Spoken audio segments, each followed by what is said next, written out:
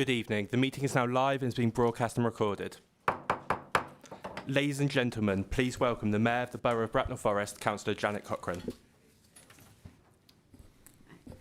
Good evening, everyone, and welcome to this meeting of the Council.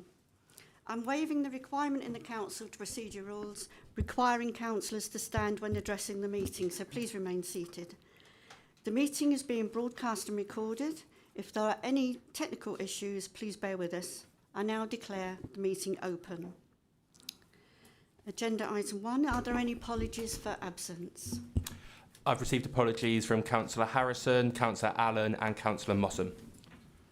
Thank you. Do we have any apologies? Please raise your hand and I will come to you in turn. I think yes. Councillor Collins? Councillor Haffajee is online. Thank you. Madam Mayor, just one other, actually.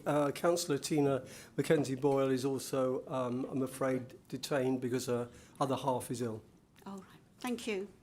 And Councillor Smith? Madam Mayor, I have apologies from Councillor Tina Eberle. Thank you. Sorry, Madam Mayor, I've also got apologies from Councillor Welch. Thank you.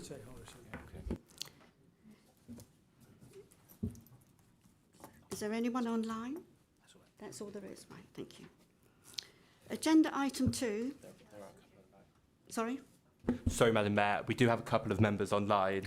If the councillors could confirm they can hear us when I call their name. Councillor Haffajee? Yeah, all good, thanks. Councillor Eggleston? Yep, I can hear you. And Thank Councillor you. Jeffries? Present, loud and clear. Perfect, thank you. Thank you, Clive. Agenda item 2 is to recommend for approval as a correct record the minutes of the meeting of the council meetings held on the 11th of May 2026 and the 26th of May 2026. I'm happy to move the approval of the minutes. Before I ask Councillor Purnell to second the motion, please indicate if you have any issue with the accuracy. No one? Thank you. Deputy Mayor, has anyone online indicated? No, Madam Mayor. Thank you. Councillor Purnell, are you happy to second the minutes as a correct record? I am indeed, Madam Mayor. Happy to second. Thank you. As nobody has indicated they have an issue, those are agreed. Agenda item 3, declarations of interest. The full text for declarations and interest is set out on the agenda papers on item 3. Does any councillor have a disclosable pecuniary interest or an affected interest to declare? Please also declare the nature of the interest. Thank you. Deputy Mayor, is anyone joining online? No, Madam Mayor.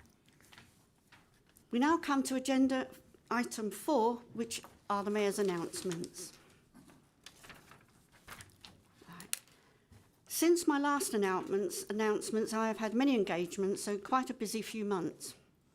I have covered several citizenship ceremonies and attended AGMs, one of which was the Crowthorne annual parish meeting, where I helped to issue cheques to some very deserving charities and met some marvellous people who give up a lot of their time to help others. I attended Sandhurst Town Council Mayor Paul Widdowson's annual civic service in St George's Church, was invited to the opening of a wonderful open learning space in St Mary's School and cut the ribbon at the opening of 2 new nurseries. I attended the Berkshire Youth Woodwind concert, where talented young people played various really quite serious pieces of music very professionally. I was invited to the High Sheriff's Awards ceremony in Windsor Castle and also visited Reading Magistrates Court for the school's mock trials, where several of our Bracknell schools took part. I spent several hours with the Bracknell Islamic Cultural Society. Such a learning curve for me that was. The auction for my 2 charities, Stepping Stones and the Pilgrim's Hearts Trust, was a great success, mainly due to our talented auctioneer, actor Nicholas Lumley, and we managed to raise over £1,000. I went to the first night of the show Wind in the Willows at South Hill Park, which was fantastic, great fun. I enjoyed visiting 2 nursing homes, chatting with staff and residents and enjoying a nice cup of tea and a cake. In Buckler's Lodge Care Home, I even joined in a residence in a good old sing-song until they discovered I was tone deaf. One of the highlights of the past few months was the swearing in of the new High Sheriff in Reading Crown Court, a 1,000-year tradition which was a wonderful thing to witness. Yes, it was a busy time, but I always received a warm welcome, and it's good to meet so many people doing great things in our communities. I would now like to invite Councillor Webb to give an update on the Joint Health Overview and Security Committee. Just 5 minutes, please.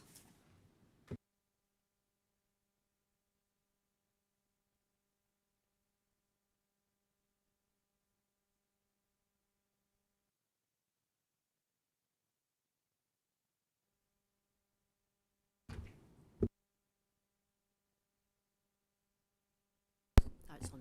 Okay, lovely. Okay, so thank you, Madam Mayor. So I attended the JHOSC for Frimley Park Hospital rebuild on Wednesday the 25th of February.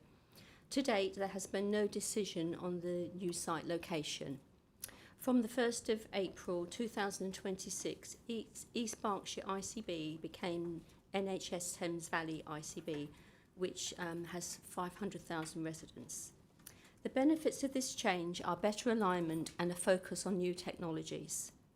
These being community diagnostic hubs in Slough and Aldershot, expansion of Heatherwood Hospital being new operating theatres, investment in Wexham Park Hospital, and the land on the existing site of Frimley Park will be repurposed and a new hospital rebuild on a new site. We met Paul Mustoe, who is the senior responsible owner for the new hospital programme, who works for the Department of Health. He informed the committee that the National Audit Office claim no RAC hospitals will open before the years of 2032-33. They are confident that the hospitals, the 7 RAC hospitals, will be safe with ongoing monitoring to stay open beyond 2030. The preferred option for Frimley Park is to retain the existing site, demolish the RAC buildings and build a new hospital on a new site. The site selection and assurances are nearing completion, and the procurement of building contractors are also nearing completion. We have a timeline. So in autumn of 2025, there were 18 sites. They have been now shortlisted to 4. In June 2026, the site will be announced, and at that time, transport and site surveys will be carried out. I believe it's a 12-week consultation which will be held with the public and the hospital staff. In 2027, planning consultation and application will take place, which will be a year, and then in 2028-29, building will commence, and hopefully the new hospital will open between 2032 and 33. So we await the decision in June for the site. And that's all I have to say at this moment in time, but thank you. Thank you, Councillor Webb. Agenda item 5 is the Stronger Together Community Strategy 2026-36 presentation. I would like to invite Philip Bell to give his presentation.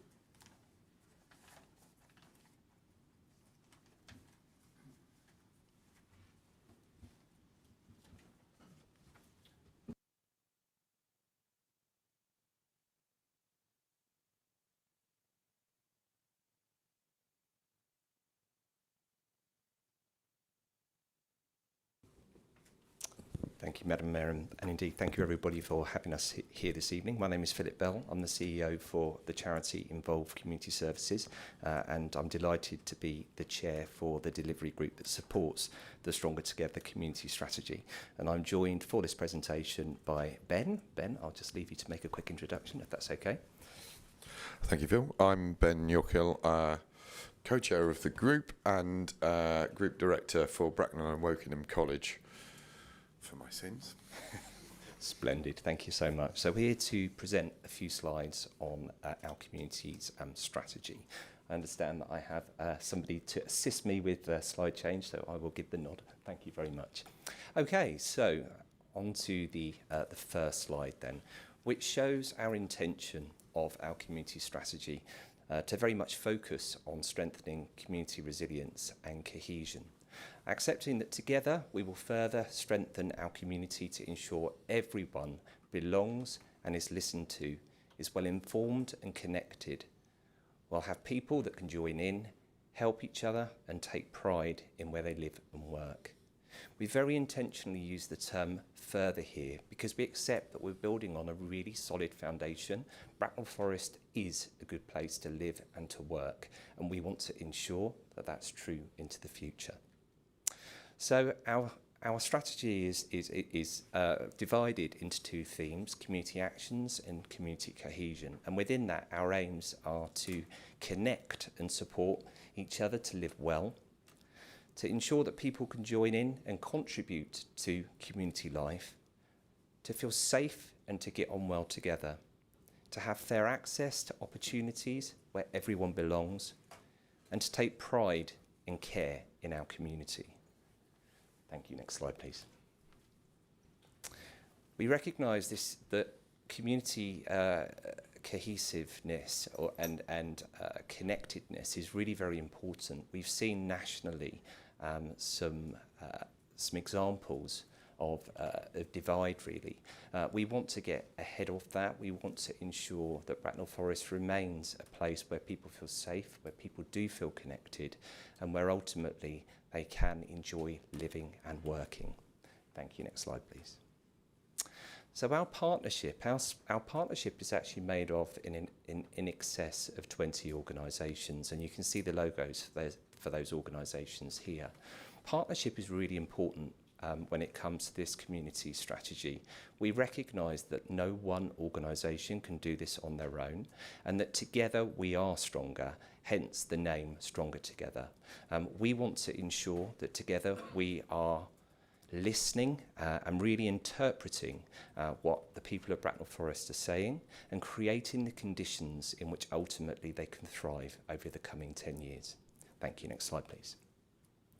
So our community engagement took place over 2025 across two stages actually of engagement. The first stage, which was our primary engagement from March until August, very much looking to interpret or ascertain, I should say, what the residents and the people of Bracknell Forest wanted to see in terms of a strategy. We wanted to understand from the people who lived here and worked here what they enjoyed about living in the borough, what they felt could be improved about living in the borough, and what they felt they could do to bring added value to the place in which they call home. Following the first stage consultation, in which we received about 2,500 views, we moved into the next phase of interpretation and then ultimately scripting something and testing that. It was really important to us that we should test with local people to ensure that we'd really understood what they had said correctly. We were really delighted to receive the feedback that we got, with the vast majority of people saying that we had interpreted their comments correctly and therefore built a strategy that really did represent the voice of local people. Our community engagement has been multifaceted. It's one of the biggest community engagement events I think that we've had in many years across Bracknell Forest. We didn't only have an online option, which of course is very important, but we attended many community events. We had pop-up events across the different boroughs, across the different parishes and wards that make up our borough. Workshops in schools, in our college, and more. Thank you. Next slide, please. So as we can see here, just some of the highlights from the engagement activity. A total of 2,388 people engaged in our first stage consultation. Again, what we see here is the different levels of engagement for the various forms. Thank you. Next slide, please. And indeed, that testing in November, December was 675 people over a 6-week period. What we see here is that 89% of people agreed or strongly agreed with the strategy draft, its aims, its visions and its objectives, which indeed gave us, as a delivery group, increased confidence in our direction of travel. Thank you. Lovely. So we have been out and been very active, as we've talked about, but we have tried to engage with you as councillors too. We recognise the importance of your voice and of you as representatives of your respective areas. And of course, we went to various party meetings to talk about this strategy and to seek your support as we look now to endorse tonight. Thank you. Next slide, please. And over to you, Ben. Thank you, Phil.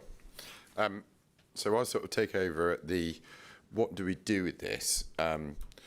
So one of the key things that has come up through this is, and Phil alluded to earlier, is lots of great things are already happening.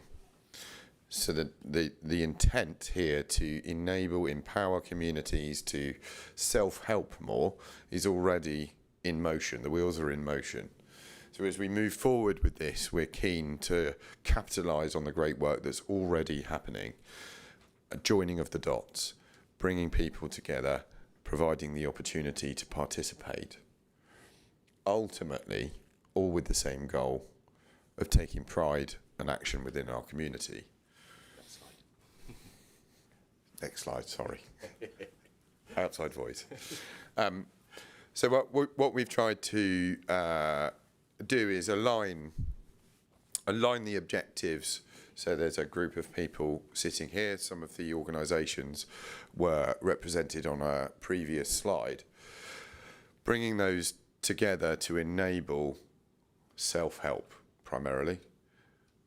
What does that look like in practice? It might be voluntary, but it might be voluntary activity, but it can manifest itself in a number of different ways, providing that this is something that's at the core of everything that the partner organisations and those that join embed in their everyday practice. So some examples. Young people, primarily. So Janet's Part School have made a video. I don't believe you'll see that today, but the link is there if you wish to look at that. We have students at Bracknell and Wokingham that are developing a website that would allow people to volunteer within their communities. So many of the things that have come across is that there are numerous people within the borough that spend a great deal of their time volunteering in their communities, but it's very disconnected. And this strategy allows an umbrella to bring that together so it's coherent across the borough. As I said, there's brilliant work already being undertaken, but it's not necessarily joined up under the same roof. So the website intends to bring that together, that may enable larger scale projects to take place with young people and not so young people. Equally, within what Phil was describing, the voices of young people have been absolutely instrumental. Sandhurst School in particular were brilliant supporters of this, and you can see some of the artwork that young people have created to help describe what they want from this. And so a large proportion of the people that were surveyed were younger. Next slide, please. And you can see some of the names that have formally endorsed, and I can assure you that Bracknell and Wokingham College will be on that list. But I think that gives an example of the level of interest and commitment from organisations already existing in the local borough, and certainly my experience of the group has been incredible commitment and drive to make Bracknell an even better place to live and bring up your children. Lovely, thank you, Ben. May I just conclude by sort of crediting really the many people that have been part of this, those 3,000 voices, the many groups, the many charitable organisations, the statutory organisations who have all brought capacity to this to build where we are today. What we do know, of course, is that we're at the start of the journey, not the end of the journey. We have 10 years now to really deliver for people and to create the conditions in which people can do for themselves in order to thrive in our borough. Thank you very much for listening. Thank you, Philip and Ben. Thank you very much.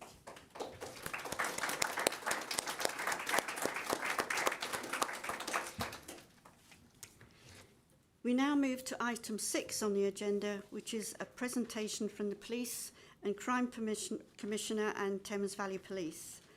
I would like to welcome Chief Constable Jason Hogg, Superintendent Helen Kenny, and Police and Crime Commissioner Matthew Barber to the meeting. We look forward to hearing all about your work. We have allocated 30 minutes for your presentation, and as we have a busy agenda this evening, please try to keep to this time if possible. Thank you.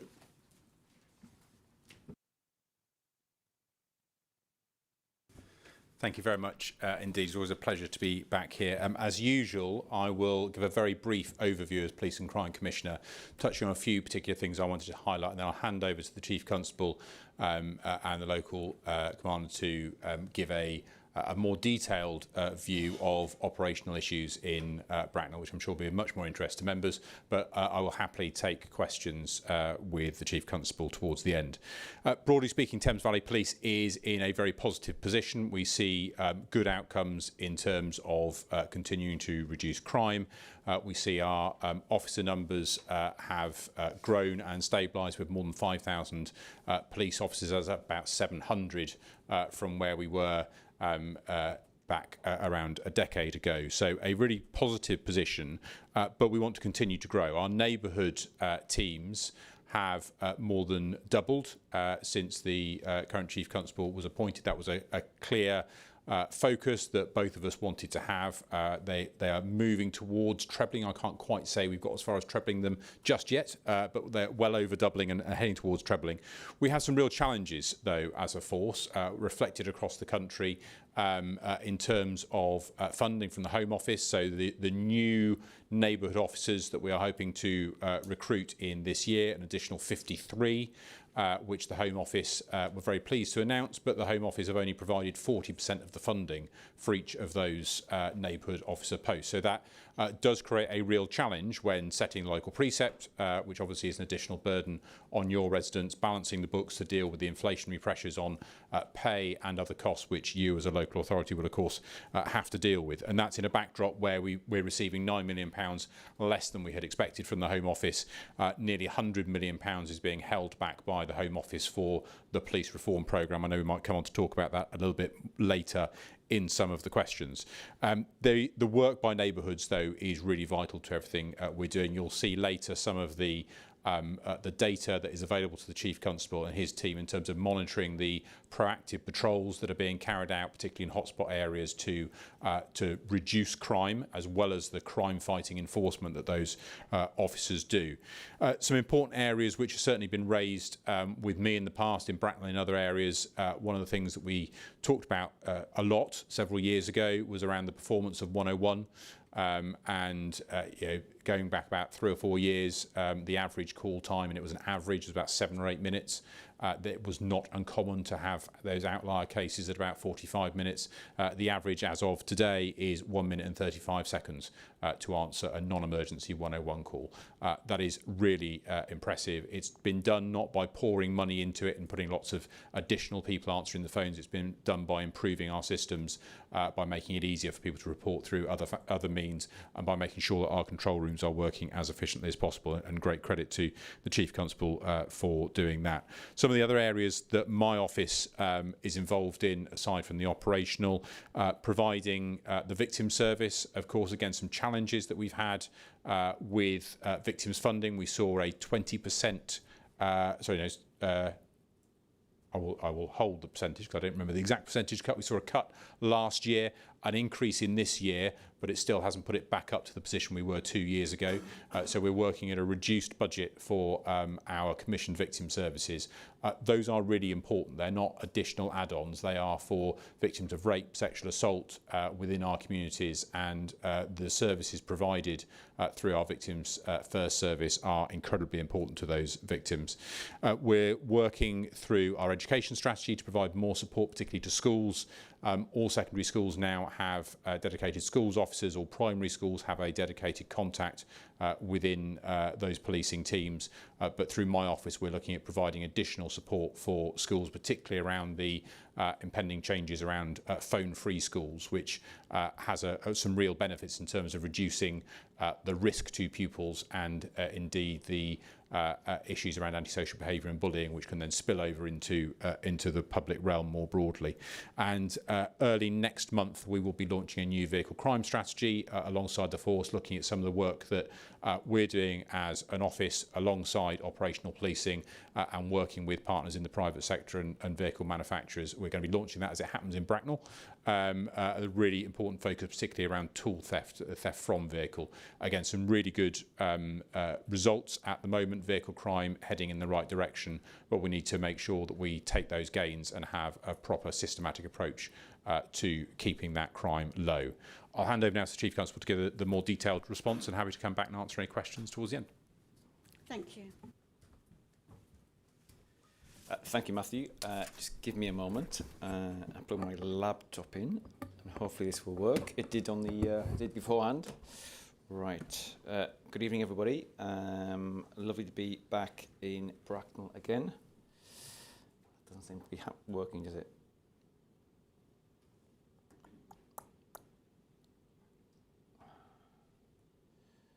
Apologies.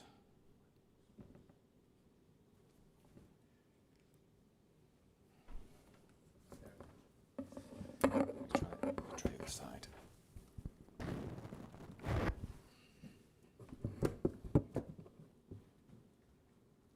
There we are. There we are. Technology, D. I'm going to talk about technology, actually. Right. Good evening, everybody. Jason Hogg. I'm the Chief Constable of Thames Valley Police. Like I said, lovely to be with you. We haven't got very long with you tonight.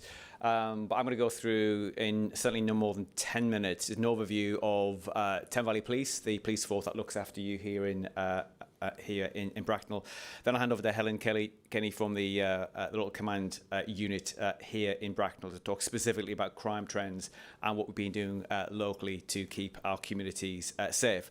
So I'm going to talk about 4 areas of my presentation. I know we have some questions in advance, and we'll answer those. But if there's any colleagues, if there's anything from the presentation you've been sent in advance you would like to ask us about now or afterwards, please do let us know. We can get particularly if you ask me about an emerging crime type and I don't have the details, we can get that information to you by the end of the week. So I'd like to talk about 4 things in my 10 minutes. One, about our people here in Thames Valley, the force restructure. We restructured our organisation in the past 18 months. Neighbourhood policing, and then call handling, which Matthew, our PCC, has touched on briefly as well. So let's start with our people. So when I was appointed as Chief Constable by the Police and Crime Commissioner 3 years ago, I was asked at an event like this very, very early on, what keeps you awake at night? And it's not what you might expect 3 years ago. It wasn't crime, actually. It was people. It was recruitment and retention. I had hundreds of police officer vacancies, hundreds of staff vacancies, and it was really difficult to attract talent into our organisation. The good news, as Matthew has certainly alluded to, we're currently now an organisation of 9,200 people, one of the biggest employers in the southeast area. 48% of my workforce are female. People see policing as a male-dominated profession. It certainly isn't here in the Thames Valley. 40% of all new police officers we recruit at the moment are female. We currently have no police officer vacancies. We have no detective vacancies, despite being a national crisis. We have no vacancies in our contact centre. And fundamentally, my number one role, I think, as Chief Constable, is to run an organisation that's able to attract and retain talent from our communities, be a good employer, effectively, that looks after its people. We seem to be, I'm touching wood, crossing my fingers, but everything we're doing seems to be working. And that is an environment where, as colleagues will be aware, we live and work, don't we, in one of the most expensive areas of the country, and we don't pay our people as much as I would like. But recruitment and retention is good, and we still have a good pipeline. But we're always looking for talent. So any friends, relatives, children want to join the police, I can't think of a better time. I just want to move on to the force restructure that we have had, and colleagues will probably be aware of this. the most significant restructure we've had in over 15 years here in Thames Valley. Why have we done this? Some of my office might say, wasn't it all about money? Well, it was partly about money. Our budget is shrinking year on year, and colleagues in the local authority will be absolutely, we're at one at this. I mean, it is a difficult financial environment we're working in. So it saved us £16 million by going from 12 local police areas to 5 local command units, but there were a lot of real opportunities there as well. So we have 5 local command units, each headed by a chief superintendent. They're similar in terms of size, in terms of population and crime and incident demand. So I have 5 people to hold to account. So when things, Helen is representing the command team here in Berkshire East. So from my perspective, when things are going well, in Bracknell, it's all down to Helen and the team. If things are not going well, it's down to Helen and the team. So I've got really lines of accountability in terms of driving performance. And by doing that, as Matthew said, we've been able to double the number of neighbourhood officers in our streets with some real help from funding provided by the Police and Crime Commissioner.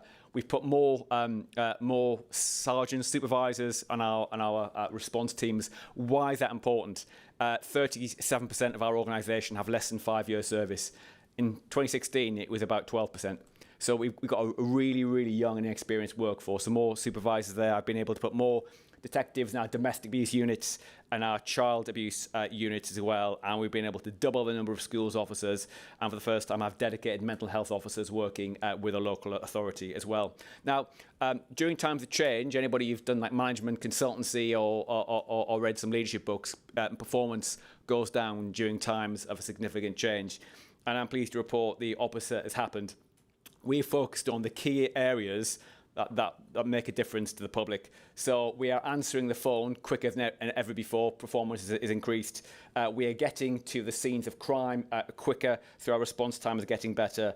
We have every year over the last 3 years, year on year on year, we've arrested more people, we've stopped and searched more people on the streets, we've charged more offenders, and we have solved more crime. We've done that through the model by Helen has been able to have a bigger number of officers that she can surge to meet demand. So if there's a problem in a particular part of your borough, rather than one neighbourhood officer on his own or her own solving that problem, we can, on a day-to-day basis, move resources around, which has been highly effective for me. And Matthew has mentioned it already, but crime continues to fall across the Thames Valley as well, which is good to know. And neighbourhood crime, which is burglary, robbery, car crime, is down 20% since 2020 as well. Now, the centre of that, which Matthew has talked about, is neighbourhood policing. It's a building block at the centre of how we deliver services across the Thames Valley. We're the first force in the country to meet the new government neighbourhood policing guarantee that everybody who contact us will get back to them within 72 hours, and we will have neighbourhood priorities for every community, every local community, and we're the first force in the country to meet that target. What I would say, I always say this every time I meet local councillors, if you don't know who your local neighbourhood policing team is, please can you meet them? If you Google that now, if you go onto our website, it will tell you exactly. We have tested this, haven't we, Matthew, live at meetings. But for any problems, speak to me, speak to Helen, or just email me direct, Chief Constable at Thames Valley Police, and we will get the local officers from your local neighbourhood teams to come and see you, because we always want to engage and understand what is most important to us. We don't have as much resources as we want, but we have got choices we can make, focus on what matters to you. This slide here, we've had a campaign during the summer months in relation to ASB, which is a priority for many communities, and a massive increase in reporting in ASB, which is a good thing, which more confident as well. And we won a national award for the work we have done here.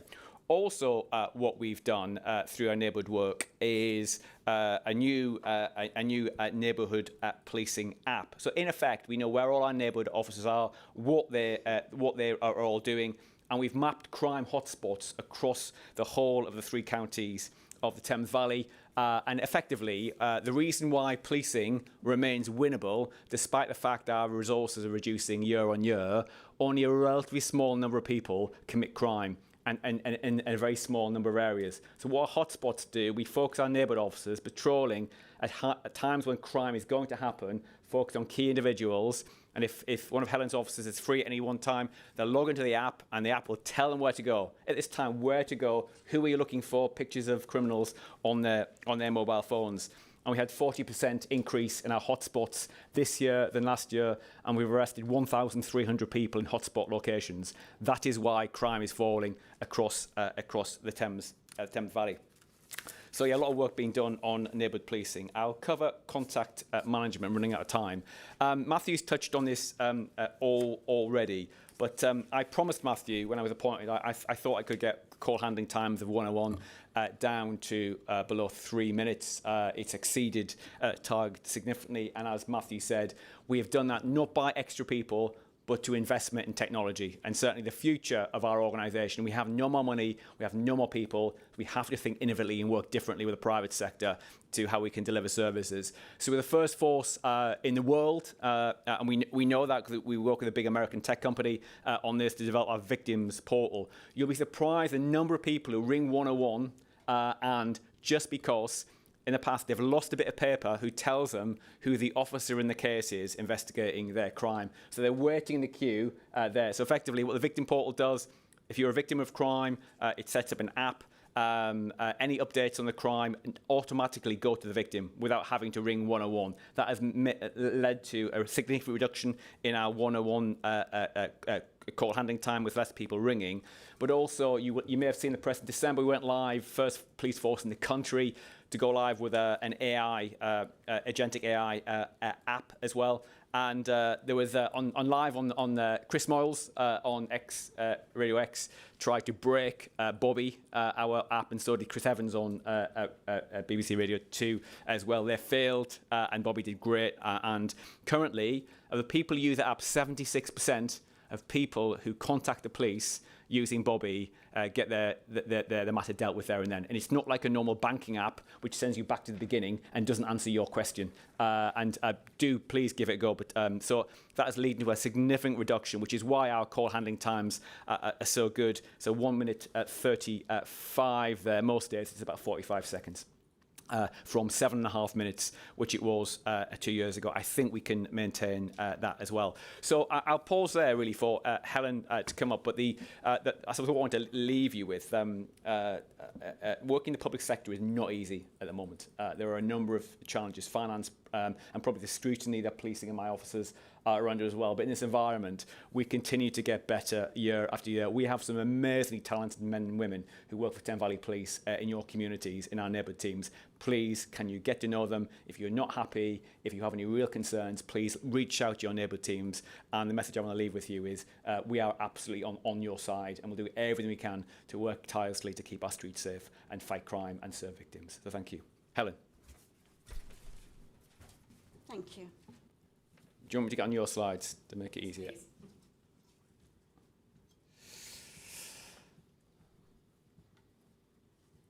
Sorry, you've got a massive slide deck. Because what we wanted to do is just give you some real... Is this yours? So a little bit further through. That was yours. There we are. There we go. Perfect. Just lower that a little bit. I'm a little bit shorter. Evening, everyone. My name is Helen Kenny. For those of you who don't know me, I'm the Operational Superintendent for Berkshire East. So I cover Bracknell, Windsor and Maidenhead and the Slough police areas.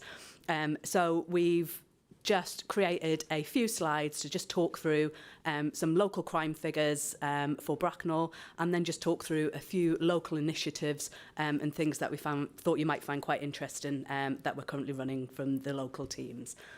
So focusing on our crime figures, this data is years 25 to 26, so our last full year taken from our SIPO dashboard. So as you can see here, we've just covered some main crime areas and some trends that we've seen. So overall, crime is down by 7% in Bracknell. When we look at some thematic crimes, so we look at our domestic abuse, We have seen a very slight increase in reports of domestic abuse. We have seen a significant reduction, so an 11% reduction in burglaries, especially residential burglaries. I'll just touch on that at the end. Violence with injury, we've seen a 4% reduction. Sexual offences, now this includes rape and other sexual offences. That is everything from the most serious offences right through to sexual touching on that scale. So that's a slight increase of 7%, and then an increase in knife-enabled crime of 3%, and as we'd probably expect for Bracknell, very low levels of rural crime. So this also shows or change in positive outcomes. So a positive outcome can be a charge where somebody is charged and go to court, or it also includes out-of-court disposals such as cautions or community resolutions where it's appropriate. So this just shows where we've seen some reductions and improvements in that outcome rate for those particular crime areas. So moving on, I just want to focus a little bit on dwelling burglaries. So as you can see, it's been a sort of a big change in picture. So from that 22 to 23, really low levels of burglary dwellings, as we would have expected in the COVID area and coming out of COVID, where we had everybody at home or working from home, and the opportunities for residential burglaries were really, really low. We've then seen some increases, but notably over the last year, 25 to 26, a reduction in burglaries. The themes for our burglaries in Bracknell continue to be really similar to themes across the whole force. So we see our burglaries spike in the winter time, where we've got increased darkness hours, which is why we have a real focus on our winter burglary campaigns. In Bracknell, we have a dedicated priority crime team. So that is a team led by detective sergeants. They're a team of detectives who investigate all of our residential burglary. We also have a thematic lead for burglary, so that's one particular detective sergeant who oversees our wider burglary response. So that's not only just scrutiny of our investigations, but the proactive operations we run, and really importantly, the offender management of our known nominals who we know might be out and about in the area committing crime. So it's kind of we focus on improved investigations, but a real focus on prevention as well for our burglaries. So moving on to drug dealing, I know this is an area where we've got some real concerns in Bracknell, so I just wanted to touch on a few local operations that we've been running. So Oplamella, so this was a response between our proactive teams and our neighbourhood teams to tackle a high harm drug line that was operating within the Bracknell area. We saw 8 subjects arrested, charged and remanded, and 2 young persons involved within that drug line safeguarded. In terms of all the outcomes, we've got 3 trials out of 8 completed, so we haven't got the full kind of outcome of those court cases, but so far we've seen 14 years imprisonment from one of those trials. Moving on, so Op Liverpool. So this was a specific operation that we did to tackle 1 death in Bracknell and 2 life-threatening overdoses that happened at the latter part of last year, where we saw new synthetic opioid drugs were a real risk for us. So we initiated Op Liverpool. We did extensive disruption, we did some covert work, and that led to 2 subjects being remanded and awaiting trial. The bad batch of drugs had been recovered and are no longer in circulation. We didn't do that alone. Obviously, that was some real good partnership, safeguarding approach and initiatives. And I think that's the one I've had an update from my DI to say one has now had a trial and has been found guilty of that offence. So it's only 1 trial outstanding. And then I just want to touch a little bit on lean for those of you that might know about lean or be interested in it. So we're seeing an increase in the drug lean in Bracknell, maybe more than in other local authority areas.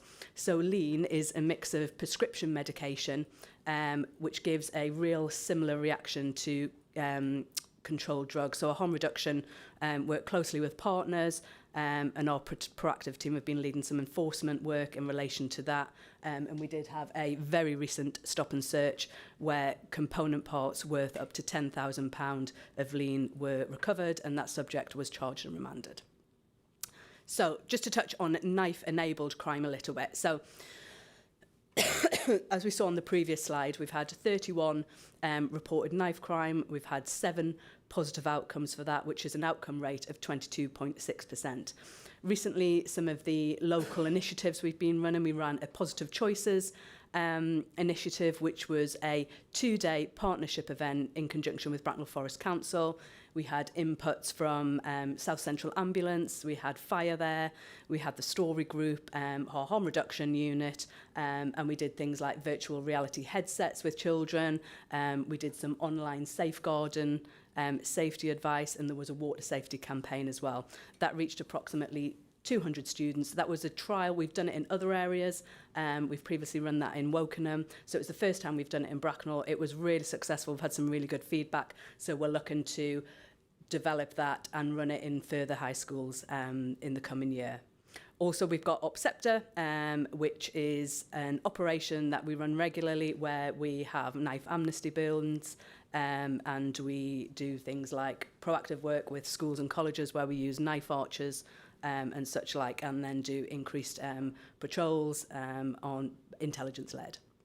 And then I just wanted to touch on Operation Lorry because that kind of links in a little bit to some of the knife crime work that we've been doing.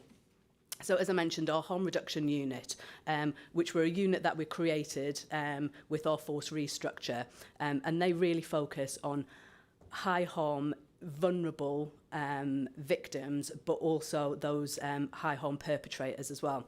So we identified, in particular to Bracknell, that there was a small cohort of children who were either carrying knives and at risk of exploitation themselves or drug dealing in the local area, and they didn't seem to fit in any other offender management or cohort that we had in our current our current processes and meetings that we run.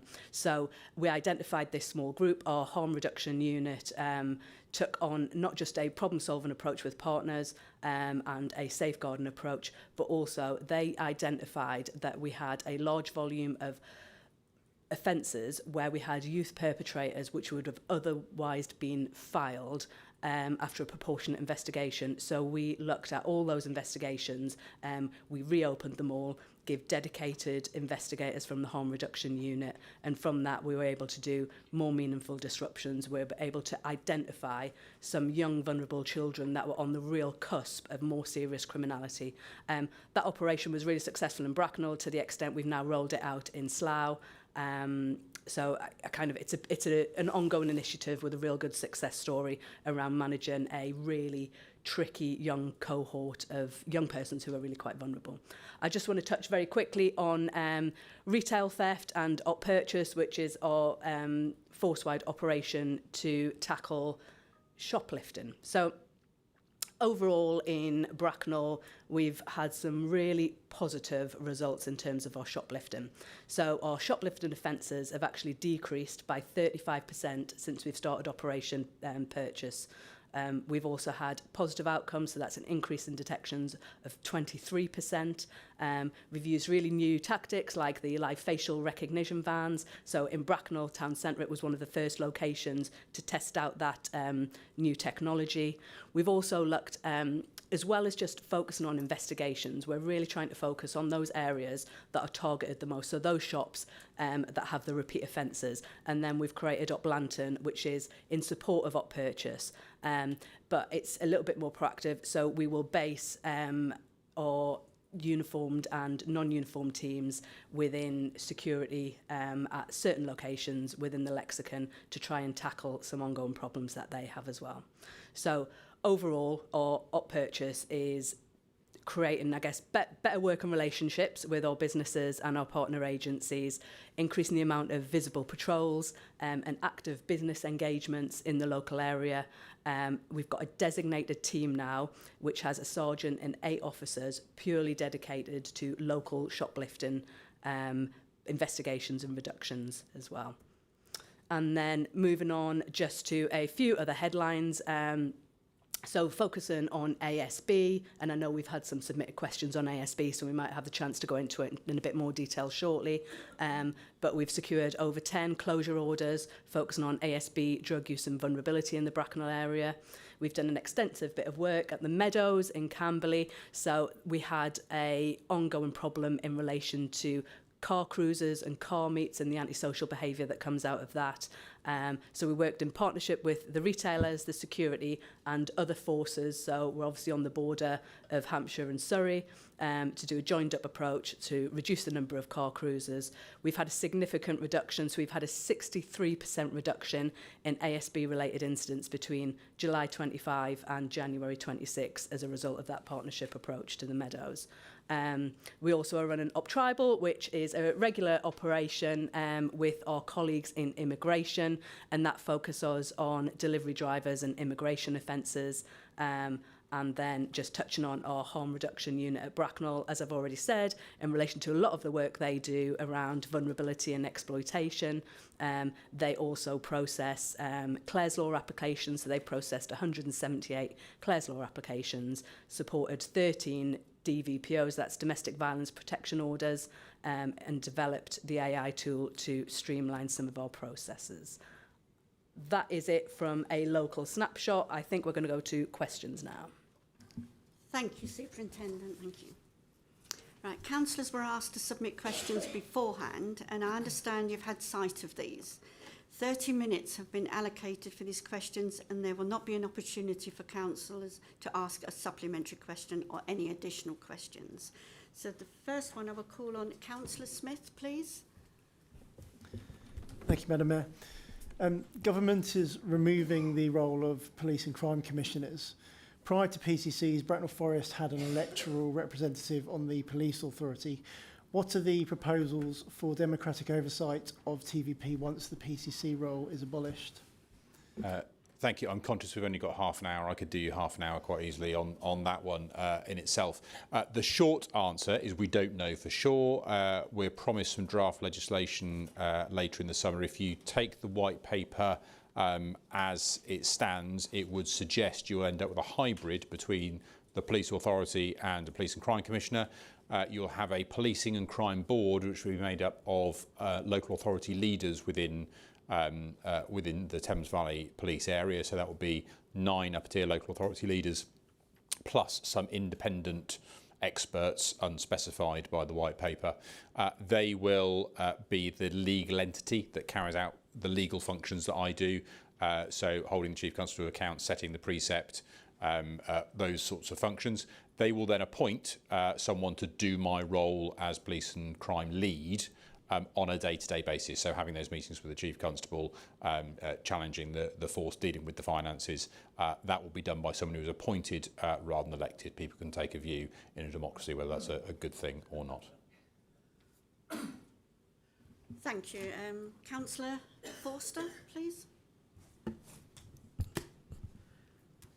How does Thames Valley Police measure the outcomes of the harm reduction units? I noticed it on the presentation that was given earlier on. In particular, in relation to the 5 key areas that you mentioned on your presentation.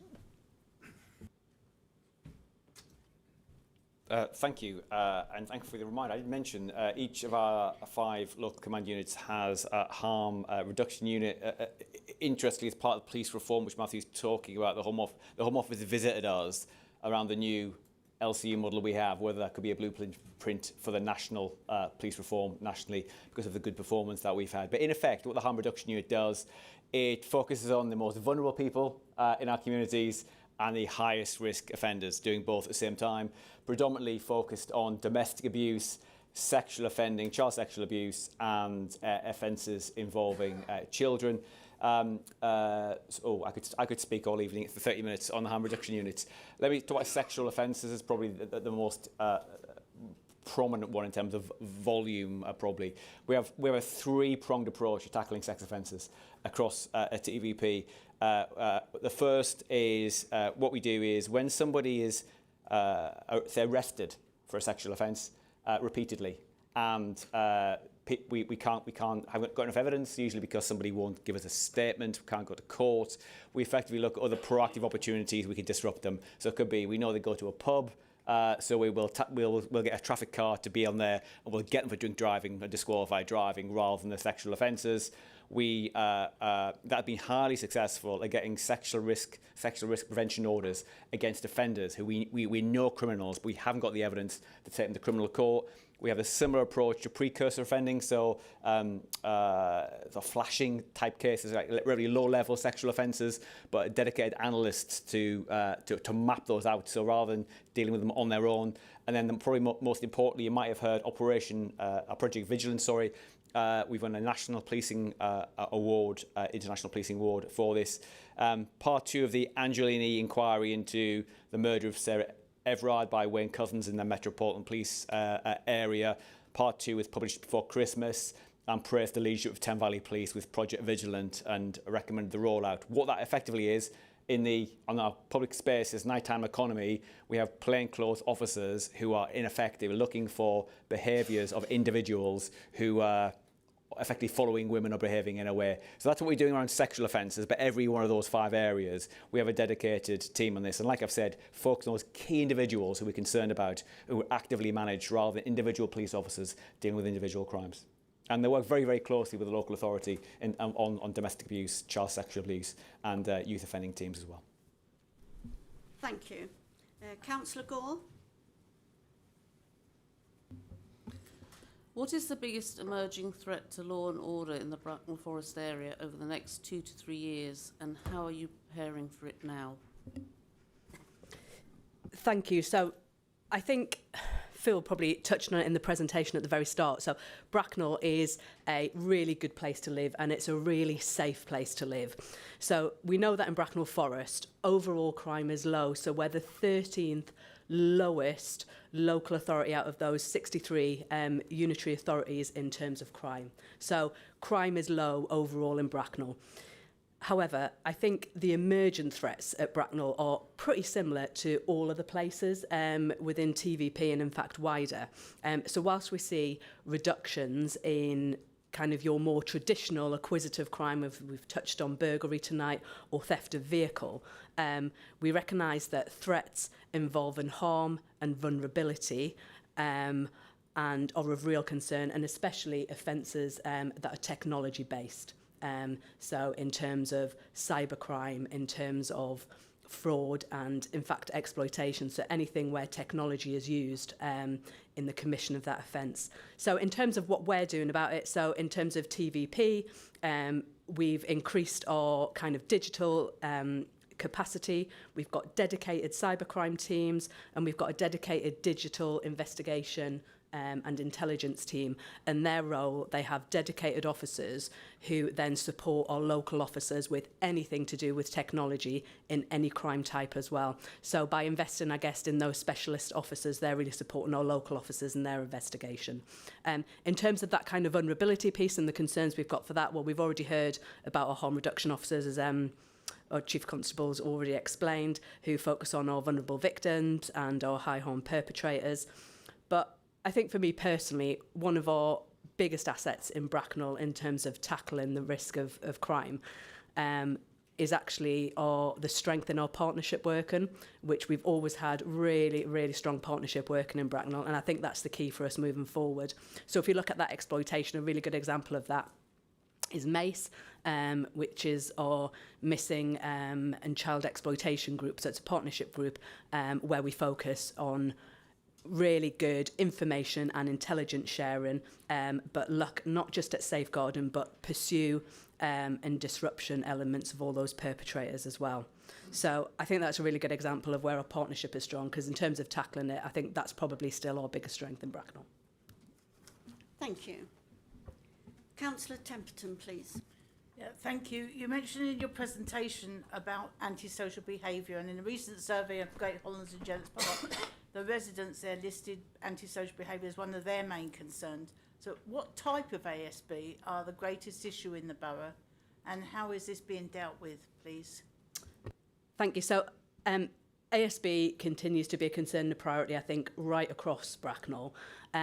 And the trend across Great Hollands and Jennetts Park actually is pretty similar to the trends we're seeing right across Bracknell. So there's not necessarily anything specific about that area that we're really concerned about. So across all of Bracknell, the majority of our ASB is community-based ASB, so things like drug dealing, e-scooters, so general community ASB, and that forms 33% of all our ASB. The next type of ASB is personal ASB. It's harassment. So things like neighbourhood disputes forms a big part of those. And then the next one is personal ASB. So that is actually really small. It's only 8% of our ASB is personal ASB. So that is more where the victim perceives it to be directly related to them, or they feel directly targeted by that ASB.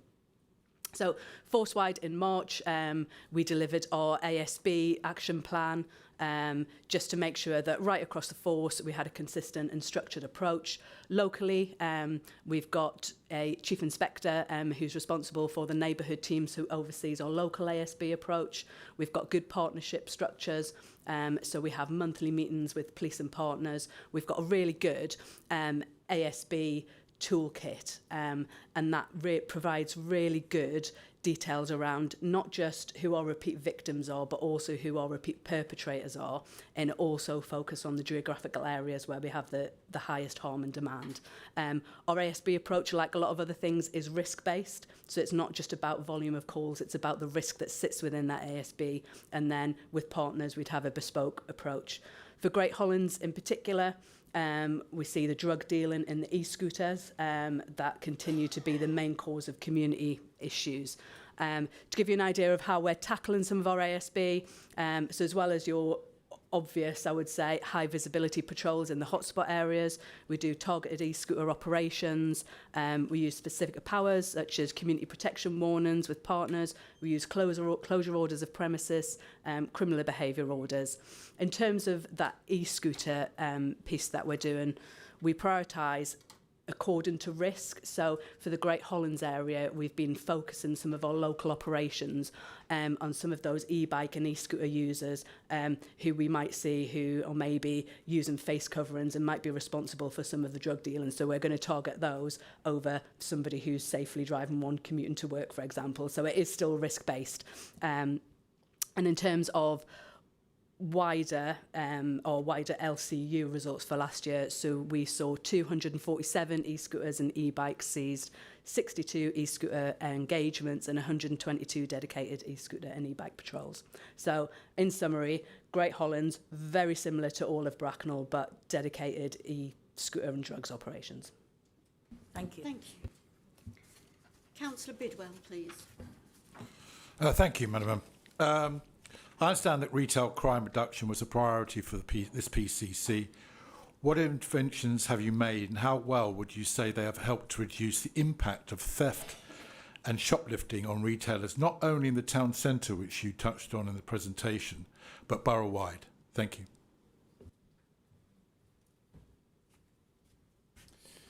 Thank you. We've done an awful lot, and I would say would pay tribute to the force in terms of the way they've really turned around performance in tackling retail crime.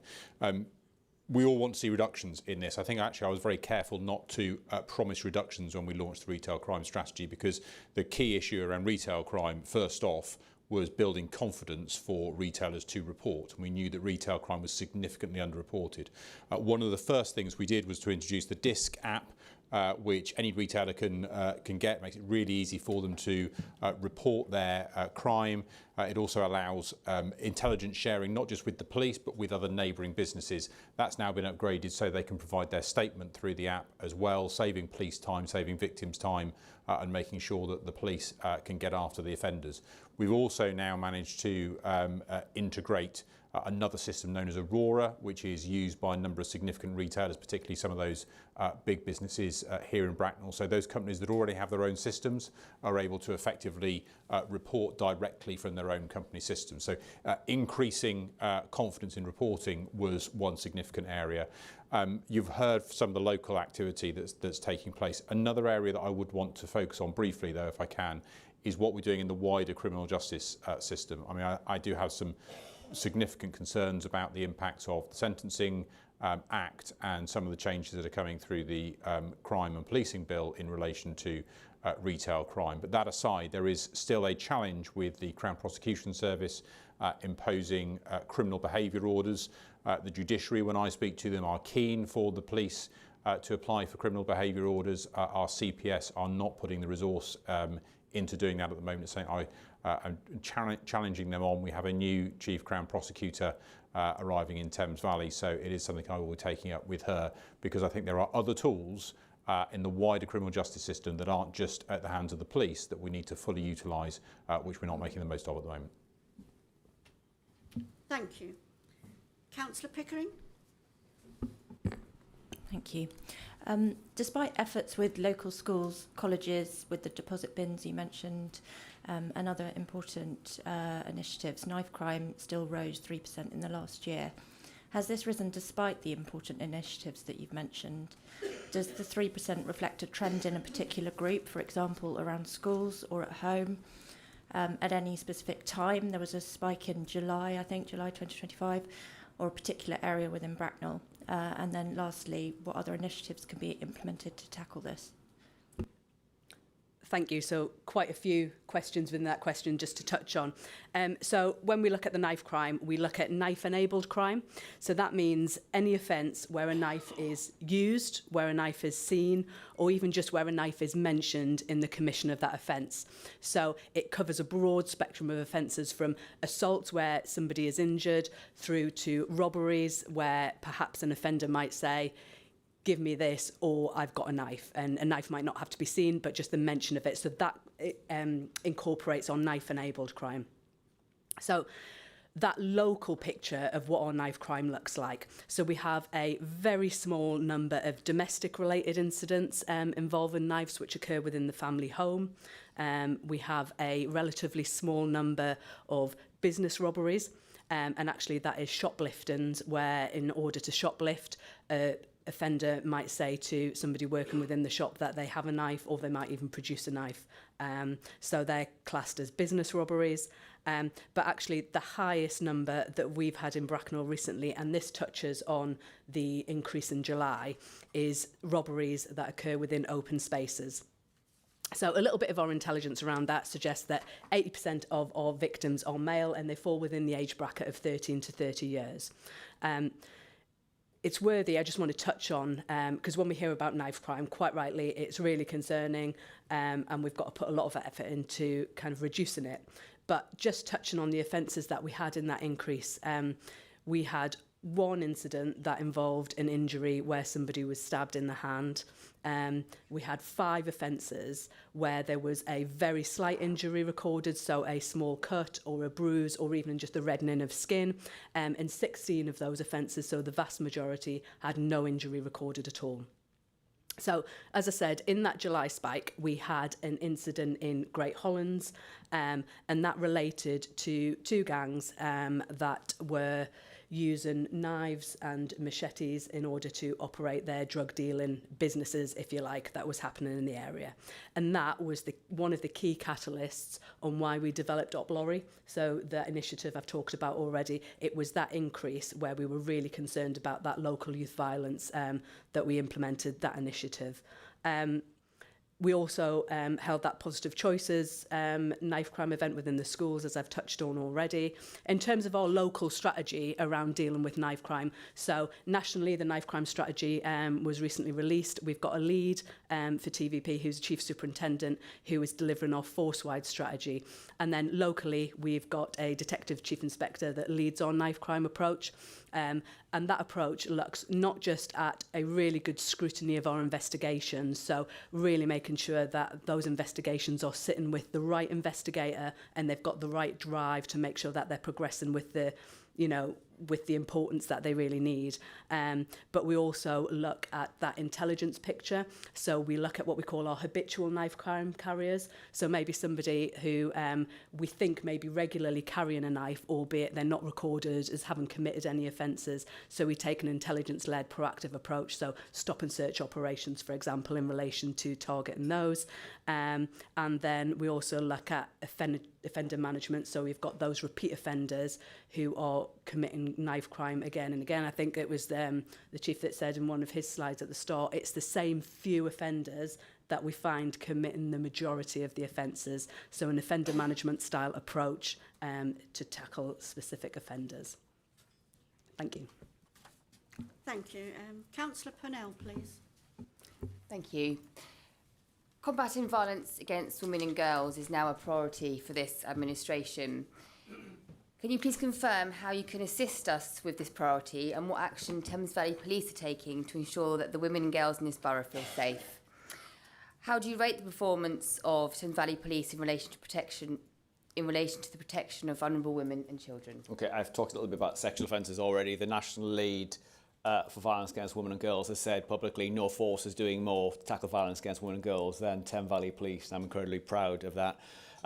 We just won an award for our It Does Matter campaign, which is a campaign to educate young people around consent and sexual relationships with a star from Love Island. I thought it was a terrible idea because I'd never heard of this lady. But one of my team, the Chief Constable, the campaign is not aimed at you, it is aimed at young people, and it went really well, actually. And we won a national award for it. In those 3 operations I talked about earlier on, I spoke at the National Violence Against Women and Girls Conference, the first one, and I was sat next to a woman whose daughter had been murdered after low-level offending had been dealt with by a police force. And she said to me, if what you do in Thames Valley enrolled that in where my daughter was, my daughter wouldn't have been murdered.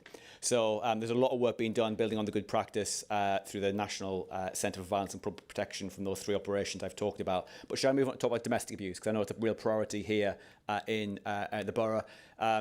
We have a really good relationship with the Community Safety Partnership. If you make violence against women and girls or domestic abuse a priority, we will be there with you, as we're an important part to play. We are the only agency that has that power to arrest and take the liberty away from offenders. So domestic abuse, what do we do? 30 years ago when I was a police officer, unless somebody would make a complaint to the victim, no arrest would be made. We reverse that now. We have a positive arrest policy. So if officers attend and there's a crime, that person, if the officer is not making an arrest, they have to have permission from a sergeant not to arrest. Firstly, we are going live. Is RVR going live here yet, Helen? Yes, Monday, right. So from Monday here in Bracknell, Pilot in Oxfordshire, rapid video response. So domestic abuse victims, if they meet a certain criteria, if there's not like urgently being assaulted, we'll send a 999 call. Other cases, within a minute of a domestic abuse victim ringing the police, they will be speaking to a police officer over a video link. And we know the evidence says that early contact makes a difference in building confidence of victims. And what we hope to see is more confidence in giving those statements and leading to further prosecutions. And the third thing, so the RVR is going to be a game changer in terms of improving trust and confidence about that. Rather than waiting 4 hours, it might be, because it's not an urgent case for us, within a minute that person will be speaking to a police officer. And then finally, we have a real focus on what we call evidence-led prosecutions. And colleagues might have a view on this. If you speak to a police officer at an instant, you are going to be recorded on our body worn video. So every single instant our officers go to, body worn video, domestic abuse instance. What we do is we get the 999 call, which is transcribed, and we overlay it with a body worn video footage, and we try to build a prosecution even though we don't have a complaint from the victim. Now, we have to be careful here. There are some ethical dilemmas. What do you do where you've got a victim who doesn't want to leave the family home, who doesn't want to make a report to the police, but you have evidence of domestic abuse? And the position we take, we prosecute the offender if we can. And the reason for that is we have to say whether we've got a supportive victim or not, domestic abuse is not acceptable in our community. And law enforcement will do everything we can. And we see arresting somebody is a good thing. It's an opportunity to get the offender away. We can engage with services through victims. And of course, we have a local MARAC process for high-risk victims working with the local authority. So I would never say, it's impossible to say we are a really good force at tackling violence against women and girls. There's not more we could do. There is definitely more we can always do, but it's an absolute priority for us here in TVP, and we look forward to working with you in Bracknell about any other ideas you have to improve our response. Thank you very much. Councillor Penfold, please.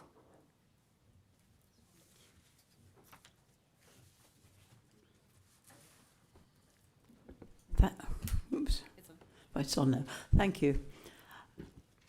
Youth offenders are very concerned at the moment at the number of vulnerable children who are drawn into drug pushing, particularly in an area of central Bracknell where there is no normal security. The passage up past where the banks were and down the underpass. They regularly patrol this area. They see people pushing drugs, and as soon as they're seen, of course, they disappear. And they then can't identify them because they've got no evidence. Is there any chance of any CCTV cameras in this area, and are you making more patrols? Because I'm sure you know this is happening, and it's homegrown drug pushers rather than people coming out to us. Thank you.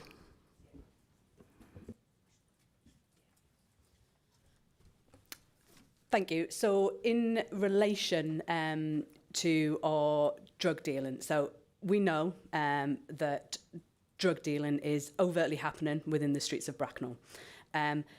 You touch on quite a good issue because quite often it is really difficult to tackle something like that because by the time it's been reported, if we turned up, they would be long gone and we've got no identification of who they are. I'll touch on probably the CCTV separately. But what I would say is from all the reports of drug dealing that we get in, which I have to say are not insignificant, we have a high number that come from our local residents. Every one of them goes through an intelligence process. So we respond based on risk to the local community, and we also look to develop covert operations where we can to tackle them. Just to give you an idea, specific to Bracknell, and this was earlier this week, what happened. So we received some intelligence to say that somebody of concern was dealing drugs, and we had a vehicle identified. That missing piece in the jigsaw puzzle enabled us to target that offender. We were able to locate them. We then located not just the vehicle that they were in, but the subsequent addresses that they were frequenting. We got a warrant. We executed that warrant. A subject was charged and remanded with possession with intent to supply crack cocaine and heroin and money laundering. So it's really important that we continue to encourage local reporting because quite often it is that one little bit of information is that little bit of the jigsaw puzzle that we're desperate to need to proactively get some arrests. As well as that bigger intelligence picture, those local reports are really important because they form how our neighbourhood teams write their patrol plans.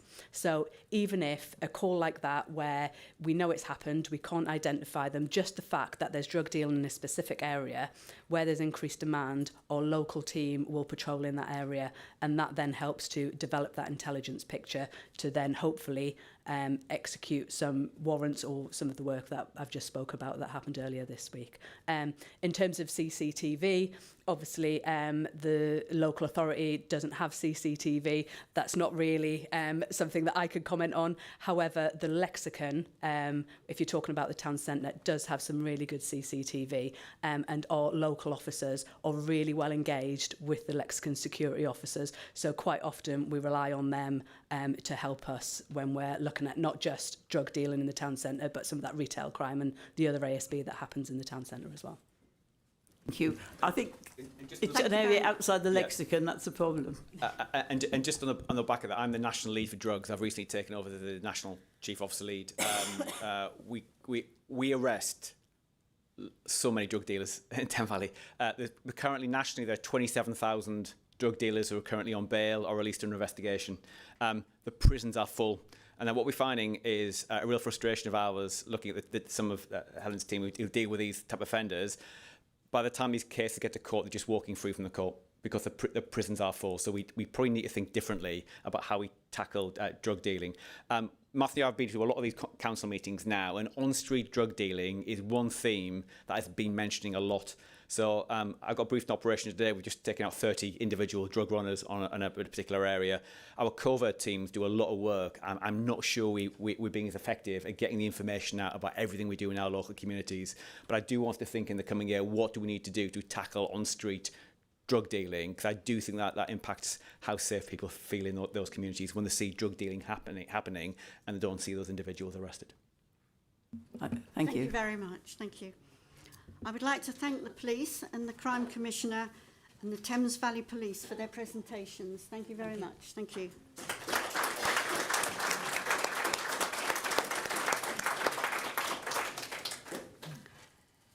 Right, we now come to the report of the Cabinet at agenda item 7.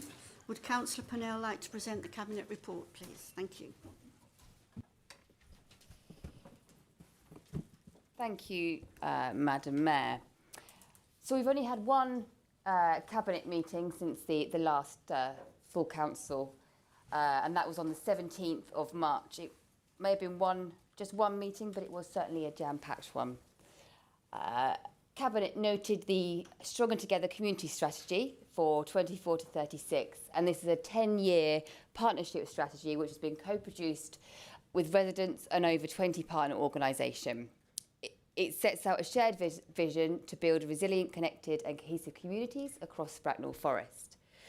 Cabinet recommended that the Council endorses the strategy and it formally records its thanks to all organisations and residents who contributed to its development. We also approved the Highways and Transport Capital Programme for 26-27 and its implementation. The overall programme for 26-27 totals £7.7 million, which is a record level of investment to update and improve local roads, pavements, bridges and cycle lanes. It will see a series of improvements made to enhance road safety, as well as carry out maintenance, allowing people to travel more safely and sustainably. We have also agreed the content of the draft planning obligation supplementary planning document. A public consultation on the SPD was also approved. The SPD provides clear, up-to-date guidance on when and how planning obligations will be used to mitigate the impact of development. This includes financial contributions towards essential infrastructure like open spaces, drainage, education and community facilities. Once adopted, the SPD will replace the existing planning obligations SPD adopted in 2015. We also approved the content of the draft master plan supplementary planning document and agreed that it be published for public consultation. This SPD will provide clarity on the Council's expectations for master planning and will support consistent decision making once adopted. Cabinet approved the content of the draft biodiversity and green infrastructure supplementary planning document and agreed that it be published for public consultation. The SPD aims to guide development proposals in protecting and enhancing biodiversity and green infrastructure. It also aims to support biodiversity net gain, and once adopted, it will be a key consideration in the determining relevant planning applications. We then noted the performance of the Council from October to December 2025, and at the end of the third quarter, 20 actions, that's 16%, had been completed, and 84%, 102 actions, were in progress. Of those actions in progress, 72 were rated as green, 27 were amber, and 4 were red. Progress against performance and contextual indicators across the Council is also positive, with 69 indicators green, that's 73%, 10 amber, 11%, and 14 red, that's 15%. Cabinet approved the 0 to 25 years learning improvement strategy for 2026 to 2031. The supporting high-level action plan was also approved. The proposed strategy would replace the previous learning improvement strategy. It aims to help improve outcomes for all children and young people over the next 5 years and places a particular focus on those who are vulnerable and those with special educational needs and disabilities. Cabinet noted the request from the Hackney Carriage Trade to review specific elements of these existing taxi fare arrangements. It was agreed that a consultation should be undertaken on proposed revisions to the table of fares for Hackney carriage tariffs. The proposals do not increase core journey fares, but focus on updating fouling charges to reflect rising cleaning costs and improve the clarity of fares for larger vehicles carrying 5 or more passengers. And finally, Cabinet approved the procurement of a new Microsoft Enterprise Agreement and M365 licences. The Microsoft 365 licences and products are an essential business tool for all departments across the Council. And that was everything. Thank you.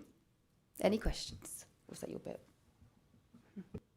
Yes, thank you. Any questions, please? No. Anybody online with any questions? Deputy Mayor? No, Madam Mayor.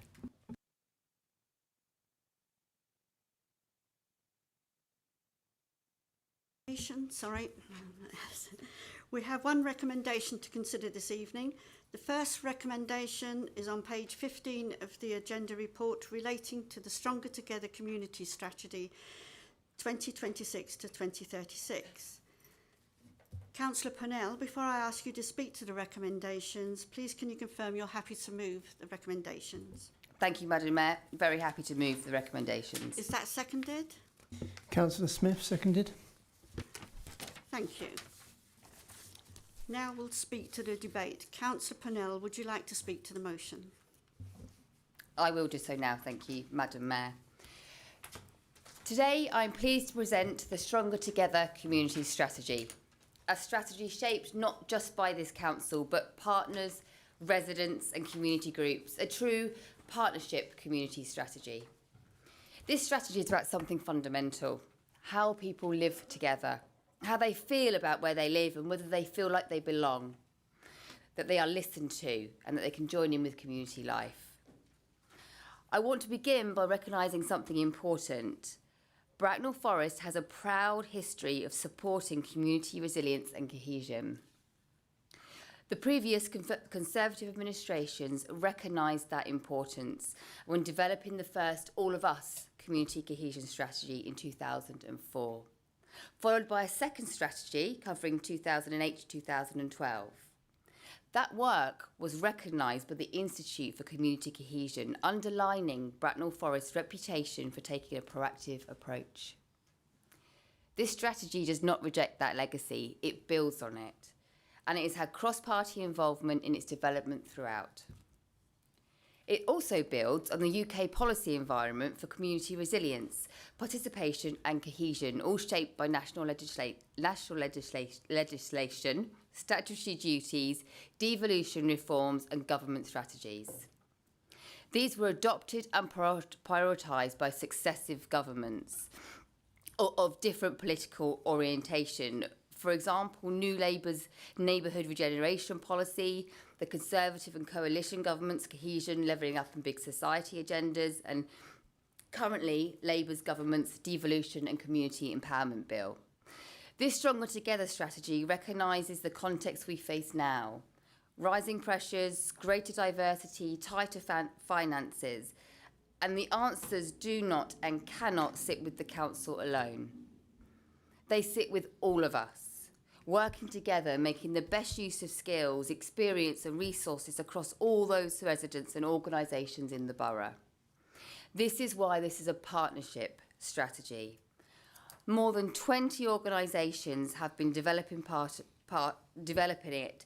I'm delighted that not only some of them are here this evening, but the Adbury Housing Association, Royal Berks Fire and Rescue Service, Thames Valley Police, a local business called Minds Thrive, and local organisations such as Trinity Project, the Indian Community Association, Health Watch Bracknell Forest, Wild Bracknell, and Bracknell Forest Natural History Society have already formally endorsed the strategy, underlining their commitment and understanding of the importance of resilient and cohesive communities.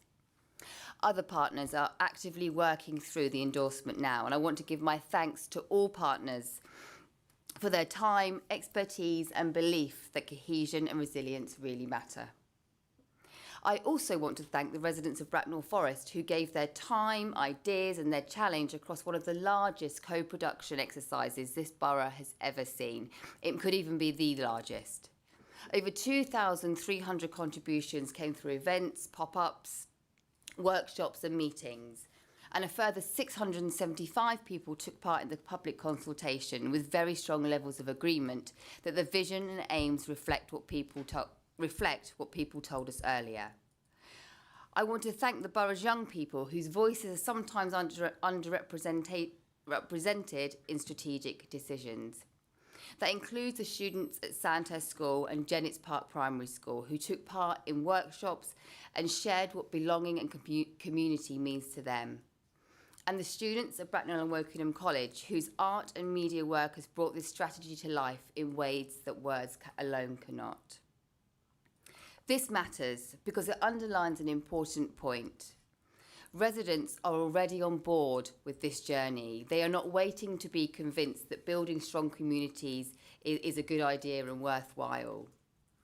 Everyone will have seen the vision for this strategy, that together we will further strengthen our community to ensure everyone belongs, is listened to, well informed and connected. People can join in, help each other and take pride in where they live and work. This vision is not driven by ideology, it's a practical reflection of what residents want for their borough. It is backed up by clear aims about connection, fairness, pride, contribution and getting on well together. Some may look at the 10-year vision and ask, is this too long? But I would say the opposite. Community trust, cohesion and resilience cannot be built on a short political cycle. They require consistency, patience and shared ownership. But this is not a strategy that is looking to the distant future. There are immediate, tangible Excuse me, Councillor results Purnell, just 30 seconds, already please. Thank taking you. place. Thank you, Madam Mayor. I will finish by explaining that nationally research shows that councils that work with their partners to foster community resilience and cohesion ensure that their boroughs are better prepared for responding to community shocks like the pandemic or heightened community tension. This strategy has prevention at its core.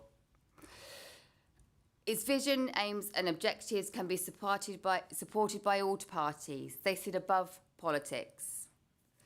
And for those reasons, I commend the Stronger Together community strategy to the Council and formally move its endorsement, once more thanking all those residents and partner organisations for their hard work and commitment. Thank you, Councillor Purnell. Councillor Smith, would you like to speak now or reserve your right to speak later in the debate? I will reserve, Madam Mayor. Thank you. Does any other councillor wish to speak? Councillor Virgo, please. Madam Mayor, thank you very much. First of all, I'd like to thank the officers for the work they've done on this, which has obviously been extensive. I've listened to the leader very carefully, and I've also had a chat with the leader privately for this meeting. Let me be absolutely clear in my deliberations to this council. This council should always have great relationships with people that can do some of our duties that clearly we cannot. We are in a very financially stringent, difficult position. And if we can work with partners to a better outcome and provide those services, we would absolutely support that. There's no question of that. What I'm always worried about, actually, is huge committees. I know I can't have long to speak in this, but my professional career was working with the BBC and ITV, and I know which one I'd rather work with. The BBC was full of loads of people that told you one thing, then told you the complete opposite, and you had to walk away and think, what do I do? ITV had a very, very, how can I say, direct understanding of what they wanted out of you. Now, when we come to this, I would take a different view, Madam Mayor.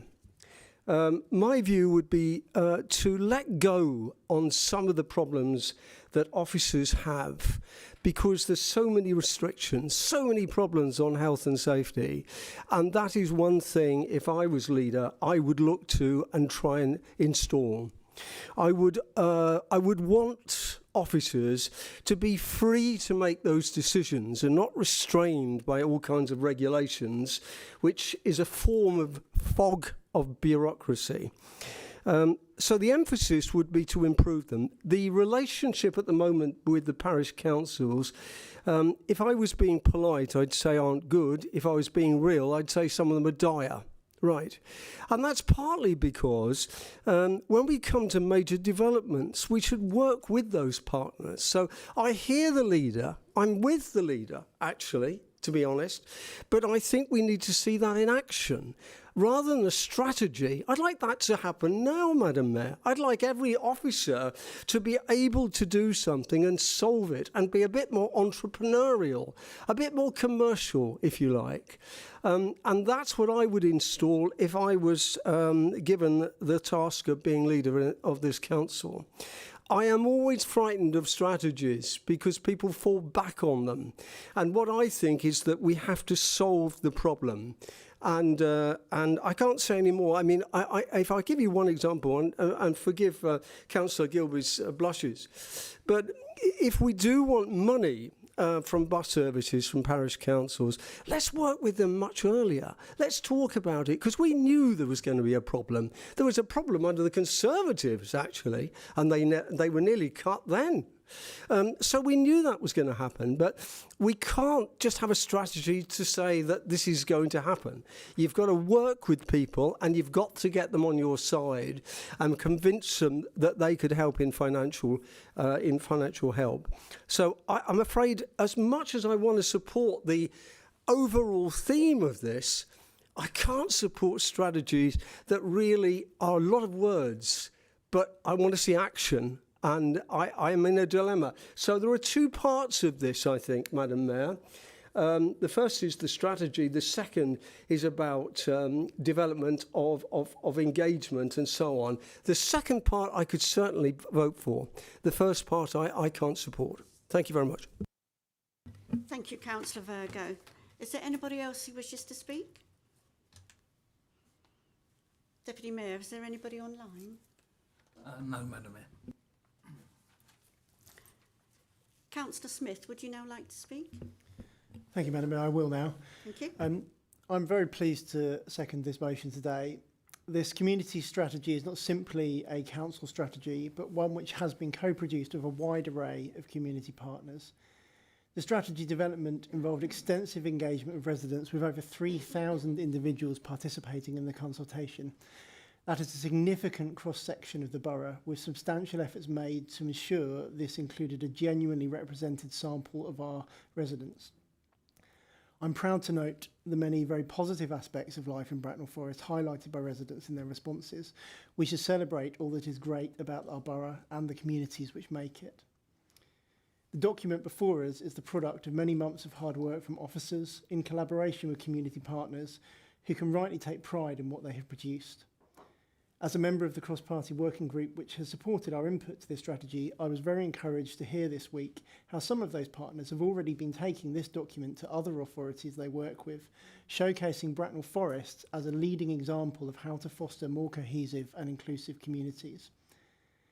But we must also reflect upon the challenges residents have highlighted, that some still feel that they struggle to belong in their communities, that not all of our residents feel safe, the need to build greater trust and to engage residents better in the decisions that affect their lives. This is why this strategy is so important. This document is not the end of a process, but only the first step on a proactive journey, working with community stakeholders to shape the society we and our residents want to live in here in Bracknell Forest. Endorsing the strategies today is therefore an important next step, and I wholeheartedly commend it to members across the chamber. I will say that I'm a little disappointed to hear from Councillor Virgo that he doesn't apparently intend to support it. I'm not sure if that is a personal position or shared by his group as a whole. If it is, I can only hope that it's something that they will reconsider. This strategy has already been endorsed by multiple partners, as we have heard tonight, including TVP, numerous local schools, various community organisations. For anyone not supporting it, the message being sent tonight appears to be that they are disinterested in working with those organisations on their own terms to solve community challenges. I can only hope that's not the message they intend to send, but nonetheless, it feels like it's one that they risk being received. I therefore urge them to reconsider, stand with the rest of this chamber and to support this strategy for the benefit of all our residents this evening. Thank you, Councillor Smith.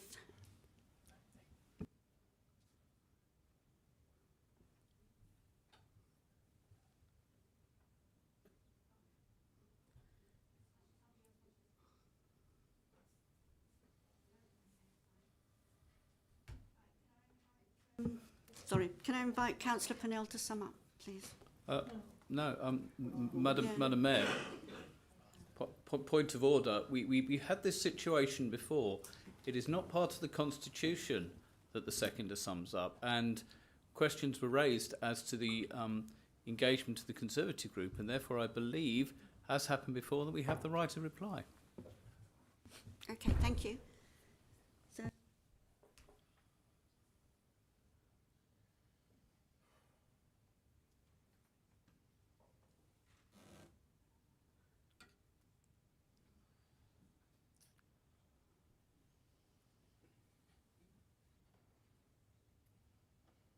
yeah, there's no formal process as such. I think we've used convention in the past.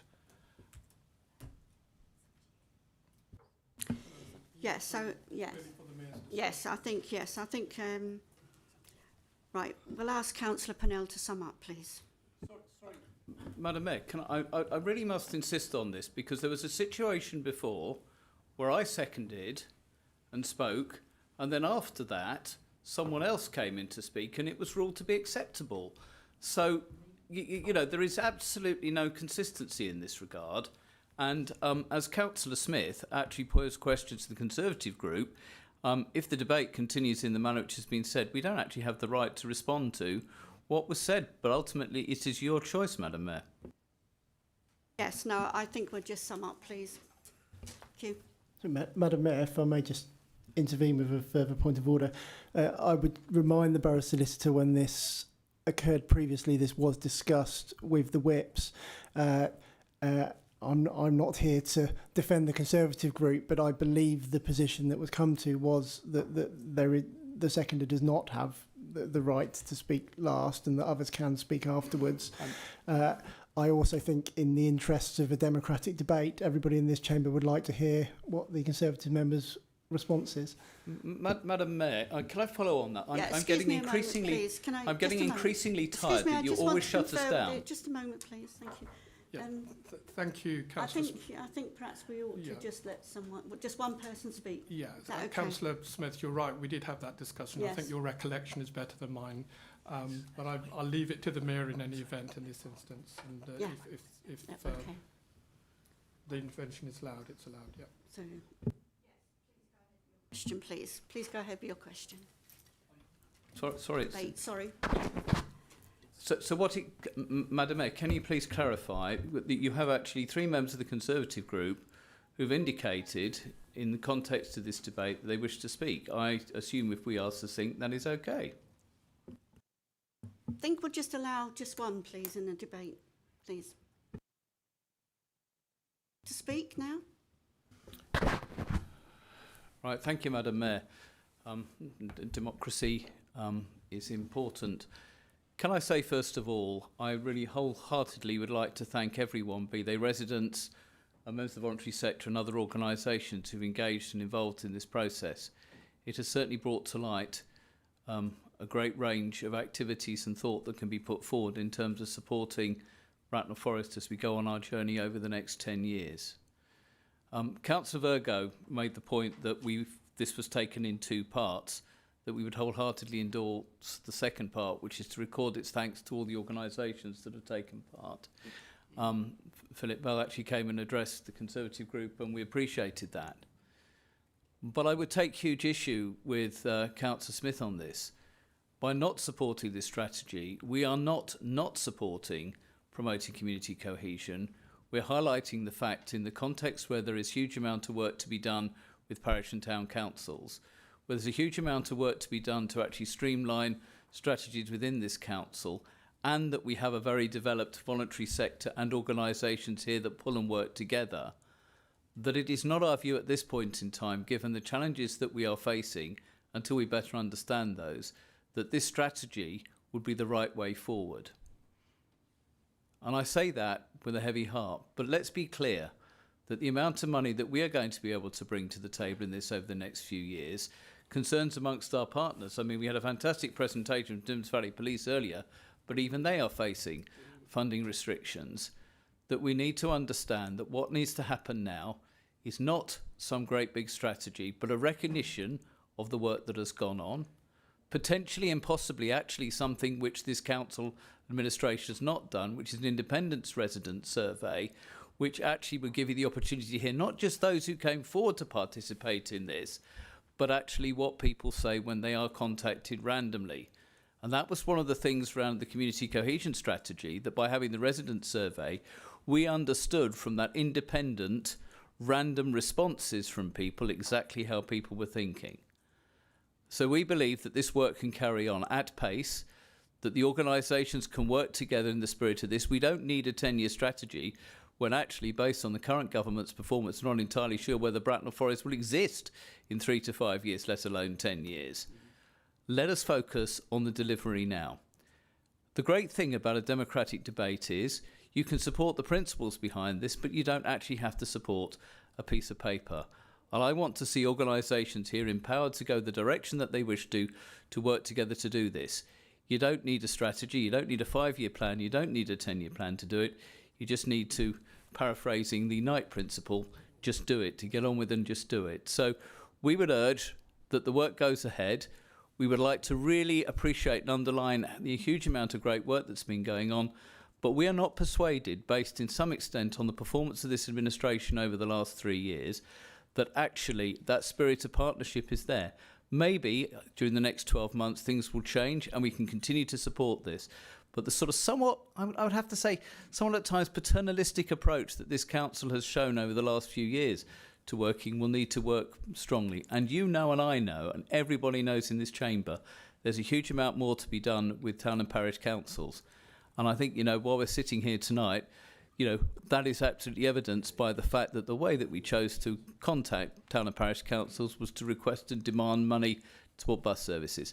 So we support the principle of working together, but we don't necessarily believe this evening, Madam Mayor, that you need this strategy to achieve it. Thank you, Councillor Barnard. Sorry, can I just say, please, my name is Barnard. It has been for the last 60 years. Thank you, Madam Mayor. Sorry, Barnard. Thank you. Right, I would like to invite Councillor Purnell to sum up, please. Thank you, Madam Mayor. I really feel that what I have just heard from Councillor Barnard and Councillor Virgo is a complete cop-out and a complete misunderstanding of what this strategy is all about. I have already explained when I moved it that a local authority, a borough, needs a community cohesion strategy. It needs one. If not, communities fall apart. Communities do not react in the way that they need to when there is a crisis. This is absolutely what we need at this point in time. We have worked together with 20 other outside partners. This is not a council strategy that you can't support. This is a partner strategy that you can't support. 2,300 residents have written this strategy.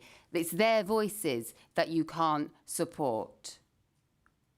Thank you, Madam Mayor. Thank you, Councillor Purnell. Right, the recommendation is set out on screen and the Democratic Services Officer will count your votes. So please make sure your hand is clearly raised and only those in the room can vote. Can all those present in the chamber indicate by raising your hand if you support the recommendation?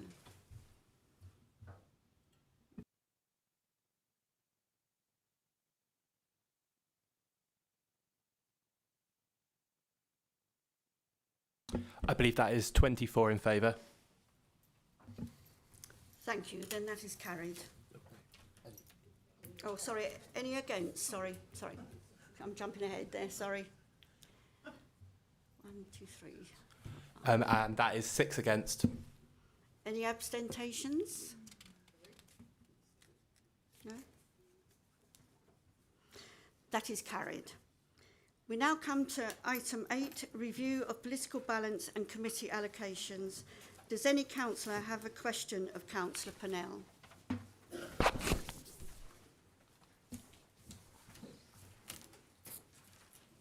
Any councillors have a question? No. Deputy Mayor, is there any online? No, Madam Mayor. Thank you. If there are no further questions, Councillor Purnell, before I invite you to speak to the item, can you confirm you are happy to move the recommendation? Yes, I'm happy to move. And before we move to debate, can I confirm we have a seconder? Thank Councillor you. Barnard? Yeah, can I just also say that as we had a meeting on Monday evening, that there are 2 outstanding nominations from the Conservative group, one for corporate parenting, which will be Councillor Mrs Hayes, and from the Member Development Steering Group will be myself, Councillor Barnard. Thank you. Okay. Right, Dr Barnard, right, okay. Now we'll move to the debate. Councillor Purnell, would you like to speak to the motion, please? Thank you, Madam Mayor, but I have nothing to say to this, nothing to add to this. Sorry, I didn't catch that, sorry. Nothing to say, Madam Mayor. Does the seconder wish to speak now or reserve your right to speak No, later? I'm in full agreement with the leader on this one. Nothing to add. Thank you. Okay, thank you very much. Thank you. Does any councillor wish to speak? Deputy Mayor, is there any questions online? No, Madam Mayor. Right. Councillor Purnell, would you like to sum up, please? Still nothing to add, thank you, Madam Mayor. Right. The recommendation is set out on screen. The Democratic Services Officer will count our votes, so please make sure your hand is clearly raised. Only those in the room can vote. Can all those present in the chamber raise your hand if you support the recommendation? I believe that is unanimous, Madam Mayor. Then that is carried. Thank you. Agenda item 9 is questions submitted under Council Procedure Rule 10. We have received notice of 12 questions which are set out at item 9 at the beginning of your agenda and will be displayed on the screen. The response from the relevant Cabinet member to the question has been published as supplementary to the agenda. Both the question and response will be taken as read. Councillors can only ask one supplementary question which should arise directly from the published response and be succinct. The first question is from Councillor President to Councillor Gilby, Cabinet Member for Planning, Transport and Countryside. Councillor Pressland. Councillor Gilby, thank you. In the 3 years since this administration was elected, in what ways has the road network improved compared to what was inherited?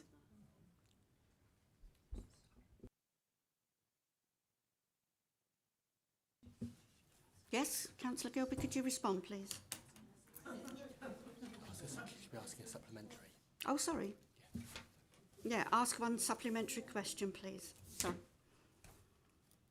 Shall I give my supplementary now? Please. Sorry. Councillor Gilby, what role has the government support played since 2024 in the improvement of our roads? Thank you for the question. Quite honestly, Councillor President, the difference between the last government and this one is night and day. Under the last government, we had years of static core highway maintenance grants despite rising costs, which meant a real terms decrease in our funding. Bracknell's previous MP, James Sunderland, may have touted, and he touted often, his extra £268,000, but with a shortfall of millions, it was a proverbial drop in the ocean. Under this government, our highway maintenance grant is scheduled to rise from £3,293,000 this financial year ending to £4,940,000 in 29-30, with an increase each year in between. That's a 50% increase. That's massive. In combination with our own increase in funding, we finally see a way to turn the corner locally on our highway network. And I want to thank Peter Swallow MP for his efforts in making sure Bracknell Forest's case was heard in the corridors of power. And it is my great privilege to turn this investment into real and lasting improvements in our roads. Thank you. Thank you, Councillor Gilby. Thank you. Councillor Welsh has sent her apologies tonight. So if she wishes to ask a supplementary question, she will need to do so in writing to Councillor Purnell. Thank you. The third question is from Councillor Eggleston to Councillor Frost. Councillor Frost is Cabinet Member of the Environment and Climate Change. Can I ask Councillor Eggleston to ask one supplementary question, please? Thank you, Madam Mayor, and thank you, Councillor Foster, for your answer. I just wanted to say, what happens when the goodwill of people runs out? This is very much reliant on our excellent litter pickers and our volunteers, but I just feel we're relying on them too much. Do you have a backup plan so we can assure residents that they won't have to keep calling in regarding all the litter? Thank you. Thank you, Councillor Eggleston, for your question. And like you, I want to convey my thanks and pride in the excellent work that our residents do as community action through the Take Pride initiative and organised ably through the Bracknell Forest Community Climate Action as well, which also do a lot of community engagement. I want to stress that the great work of community volunteers is part of a multi-pronged approach to tackling litter in Bracknell Forest. And we do have, for large transgressions, a dedicated envirocrime officer who works on the fly tipping. And this is often the case of like organised crime and kind of incorrect disposal of commercial waste. And it is not down, say, to individual residents per se. And again, it also comes as part of a multi-pronged approach. Education is a big part of that as well. And I'm looking forward to engaging more with Bracknell Forest Community Climate Action and the Joint Climate Action Board. We are aware of the environment enforcement officers in Reading and the trial that's taking place since September of their patrols in town centres. So we will keep all avenues under review, and I look forward to cracking on with this portfolio. Thank you. Thank you. Thank you, Councillor Frost. The fourth question is from Councillor Gore to Councillor Gilby, Cabinet Member for Planning, Transport and Countryside. Could I invite Councillor Gore to ask one supplementary, please? You can. Thank you, Councillor Gilby, for addressing the points raised in the published question. So, the decision to proceed with the Arcus Global System has systematically, seriously and damagingly affected residents within all member wards, with months of disruption and financial turmoil. There appears to have been very few, if any, checks and balances in place before proceeding with this venture, and certainly very little member input, which is quite shocking given that Arcus Global System has previously and spectacularly failed with exactly the same publicised shortcomings at a nearby council. To restore public confidence and provide a transparent and accountable response, will you support this issue being referred to the Ombudsman?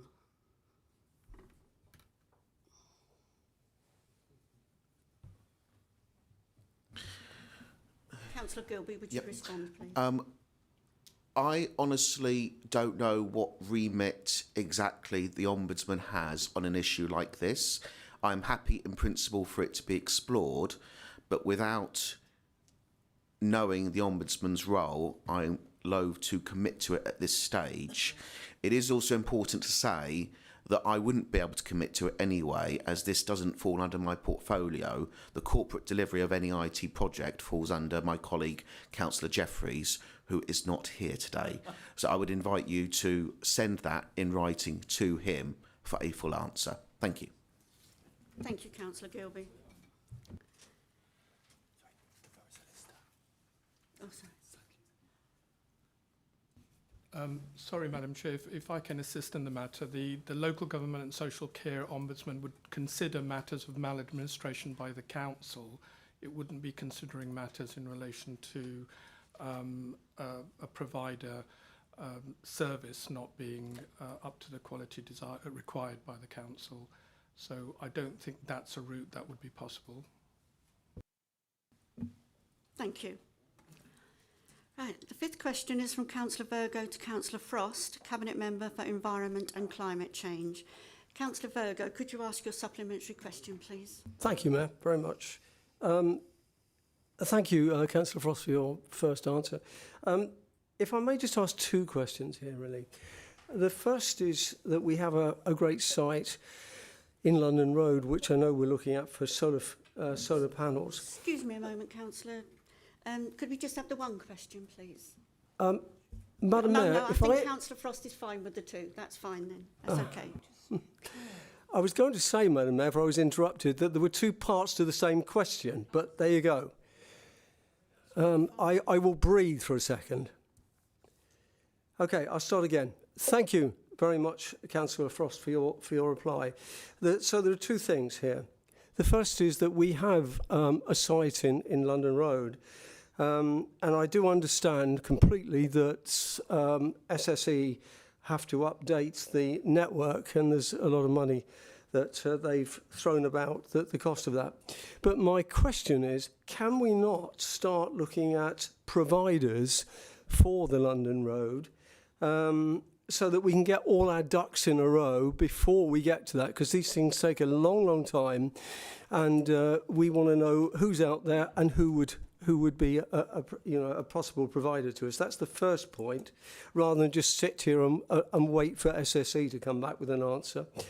The second bit is really, as there is a private contractor already in the ex-ski slope, wouldn't it be a good idea if we got together and we worked together with them, if they are still going ahead, of course, that I don't know, and try and get sort of some provision of scale so that, we could all work on the same basis, and that would save us all money. So there's those 2 points. Cool. Thank you very much, Councillor Virgo, for your questions. I'll go in reverse and deal with the former ski slope first. So again, that's been raised by the private company independently of the council, but as it goes through the proper planning processes, I think it's gone to Binfield and then will come to the council planning in due course. We will, of course, meet and work with the developers as they do that. And with London Road, as you mentioned, it's well established that there are questions over improved market demand for EV charging stations, the trees around the area, and the capacity in the grid network as well. So again, the council office have been working tirelessly in terms of checking out the viability of it. If I may have permission to bring in Councillor Bidwell, because as you may appreciate, I'm very new to the role, so he may as well be able to shed some further light on it as well, if that's all right. Thank you, Councillor. I have a bit of a deja vu. I think this happened to me on the last full council, didn't it? But I won't talk about London Road. That is the subject of many, many emails, and we are still waiting for those to be absolutely concluded. I think what we need to do, and we have started thinking about, there are plenty of, or there are alternative shared energy schemes being thought of within the borough at the moment. Specifically, you're referring to the Night Group, and we have got contact with them. It is going through planning, so obviously we need to understand what the outcome of that's going to be, but I would like to, and I've already started putting in place an opportunity to go and speak to the night group about this, because even if the planning is unsuccessful, I would like to understand what they were trying to plan, who they were trying to use, and to your very good point that if one provider can't do it, why can another provider do it? We do know that there are some very specific issues with London Road, not least of the connection charges, but there are some other challenges to overcome. I know that you have been on this for many, many years and will maybe want to challenge that, but I think we're all very, very keen to have and explore alternative energy provision within the borough, and I can assure you that we will progress that as much as we can.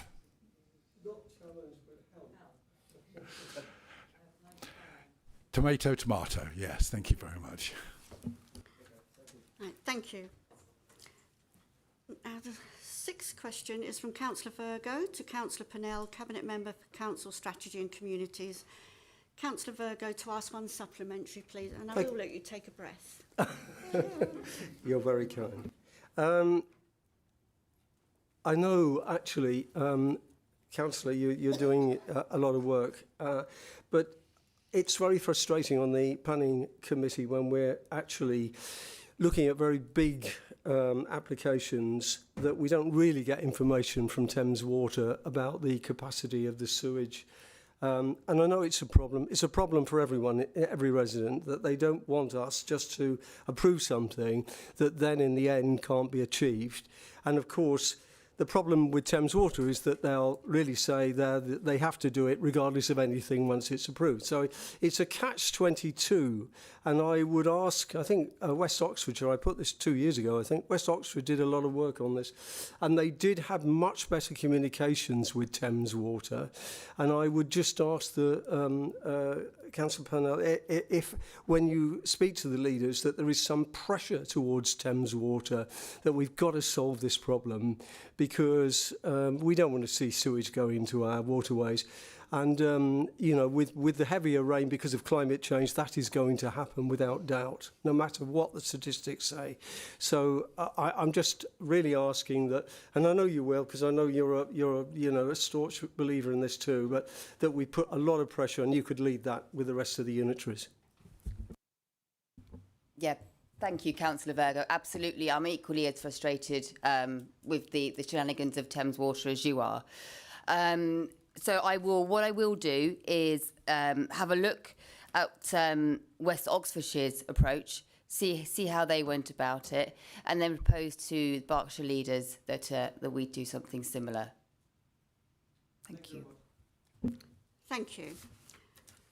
The seventh question is from Councillor Smith to Councillor Bidwell, Cabinet Member for Adults, Economy and Regeneration. But this answer was too long to put on screen, but has been published as a supplement ahead of this meeting and is available on the website. So anyway, I will invite Councillor Smith to ask one supplementary. Thank you, Madam Mayor. I just want to thank the member for, I think 6 pages of response might be something of a record. I think he's answered the question very thoroughly, and I do not have a supplementary. Thank you.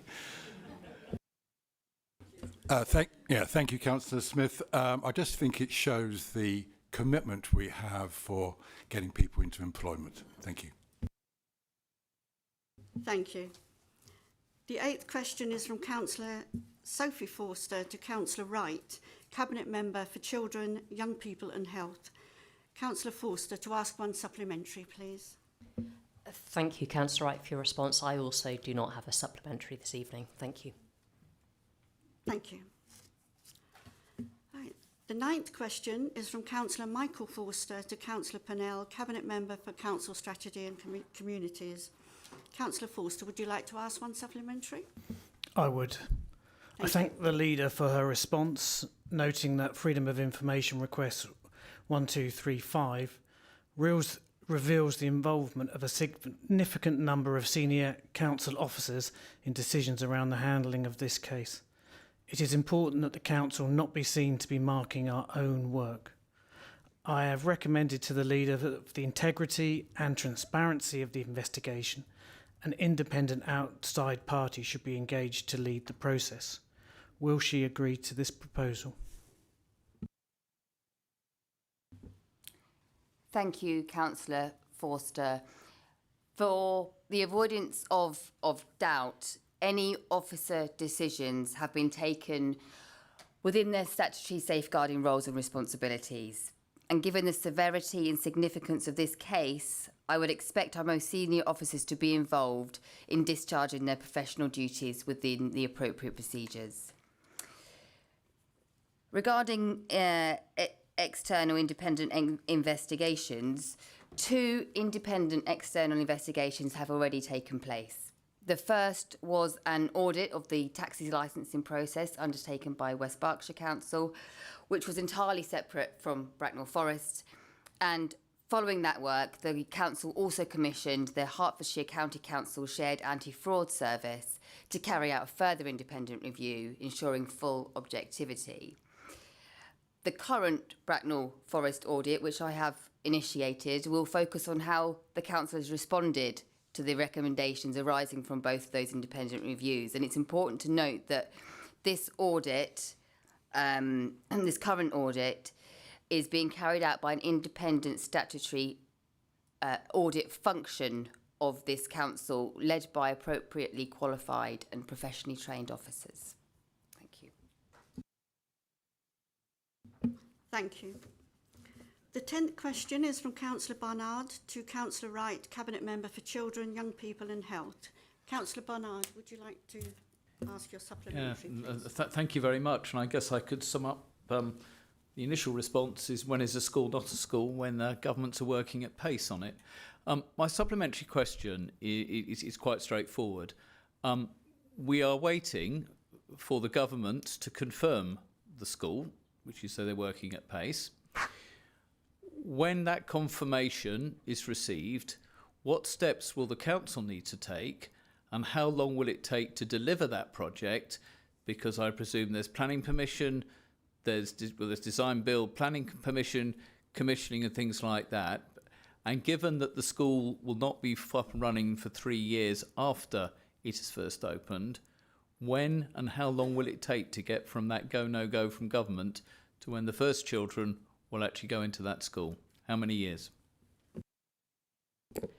Thank you, Councillor Barnard, for your question. I don't have the exact details, but what I can say is that on next week, on the 30th, one of our senior officers is meeting with the DFE to finalise the timeline, and we should have some better ideas by then. So I'm more than happy to get back to you about that then. I would also say we do have the Cabinet Member Advisory Panel for SEND, which is attended by the leaders of the other parties, and it would be very good if you could join that as well, because Agreed, that's when we discuss a lot of these issues. But I'm more than happy to get back to you as soon as we have details. Fully understood. It was a question of public transparency, and as that is a private meeting, question of public transparency from when the go-ahead is given to when the school will open, and that's why I've asked at this meeting. Shall I say about the college? Thank you. Okay, we'll get back to you on everything. Thank you. Thank you. The 11th question is from Councillor McLean to Councillor Pennell, Cabinet Member for Council Strategy and Communities. Councillor McLean, would you like to ask your supplementary question, please? Thank you, Madam Mayor. Yes, I do have a supplementary question. And actually, I thank Councillor Pennell for her response. And the last thing I really want to do is add to the misery and woe of the Labour Party locally and nationally. But my concern on my supplementary question surrounds the point about intellectual curiosity, which seems to be so lacking both nationally and locally within the Labour Party. And I think it's important to use that intellectual curiosity because I think, given the narrowly drawn focus of the work of the cross-party committee that the leader has committed to implement, will she confirm that if that cross-party committee determines that in order to discharge its work properly, the narrowly drawn focus that currently exists needs to be widened, does she confirm that she will agree to it being widened if that cross-party committee believes it's appropriate and necessary to do so? Thank you for your supplementary. You're asking me to commit to things that that haven't even been reported to that commission as yet, that I don't know what the findings are going to be. So I cannot commit to anything until I know what the results are. We've got 2 parallel investigations, an internal Labour Party investigation and an internal licensing audit as well. It's such an important issue, what is being investigated here, that it doesn't need party politics in this chamber when discussing it. I cannot commit to something that might happen in the future or might not happen in the future until the results of these investigations have gone to the relevant committee. Thank you. Thank you, Councillor Pennell. The 12th question is from Councillor Mackenzie Boyle to Councillor Gilby, Cabinet Member for Planning, Transport and Countryside. Unfortunately, Councillor Mackenzie Boyle has sent her apologies tonight, so if she wishes to ask a supplementary question, she will need to do it in writing. And Madam Mayor, she will. Thank you. Thank you. Okay. I look forward to it. Right. Thank you, everyone. sure you do. Sorry. Thank you, everyone, for attending this evening. I now declare the meeting closed. Could everyone remain seated and quiet?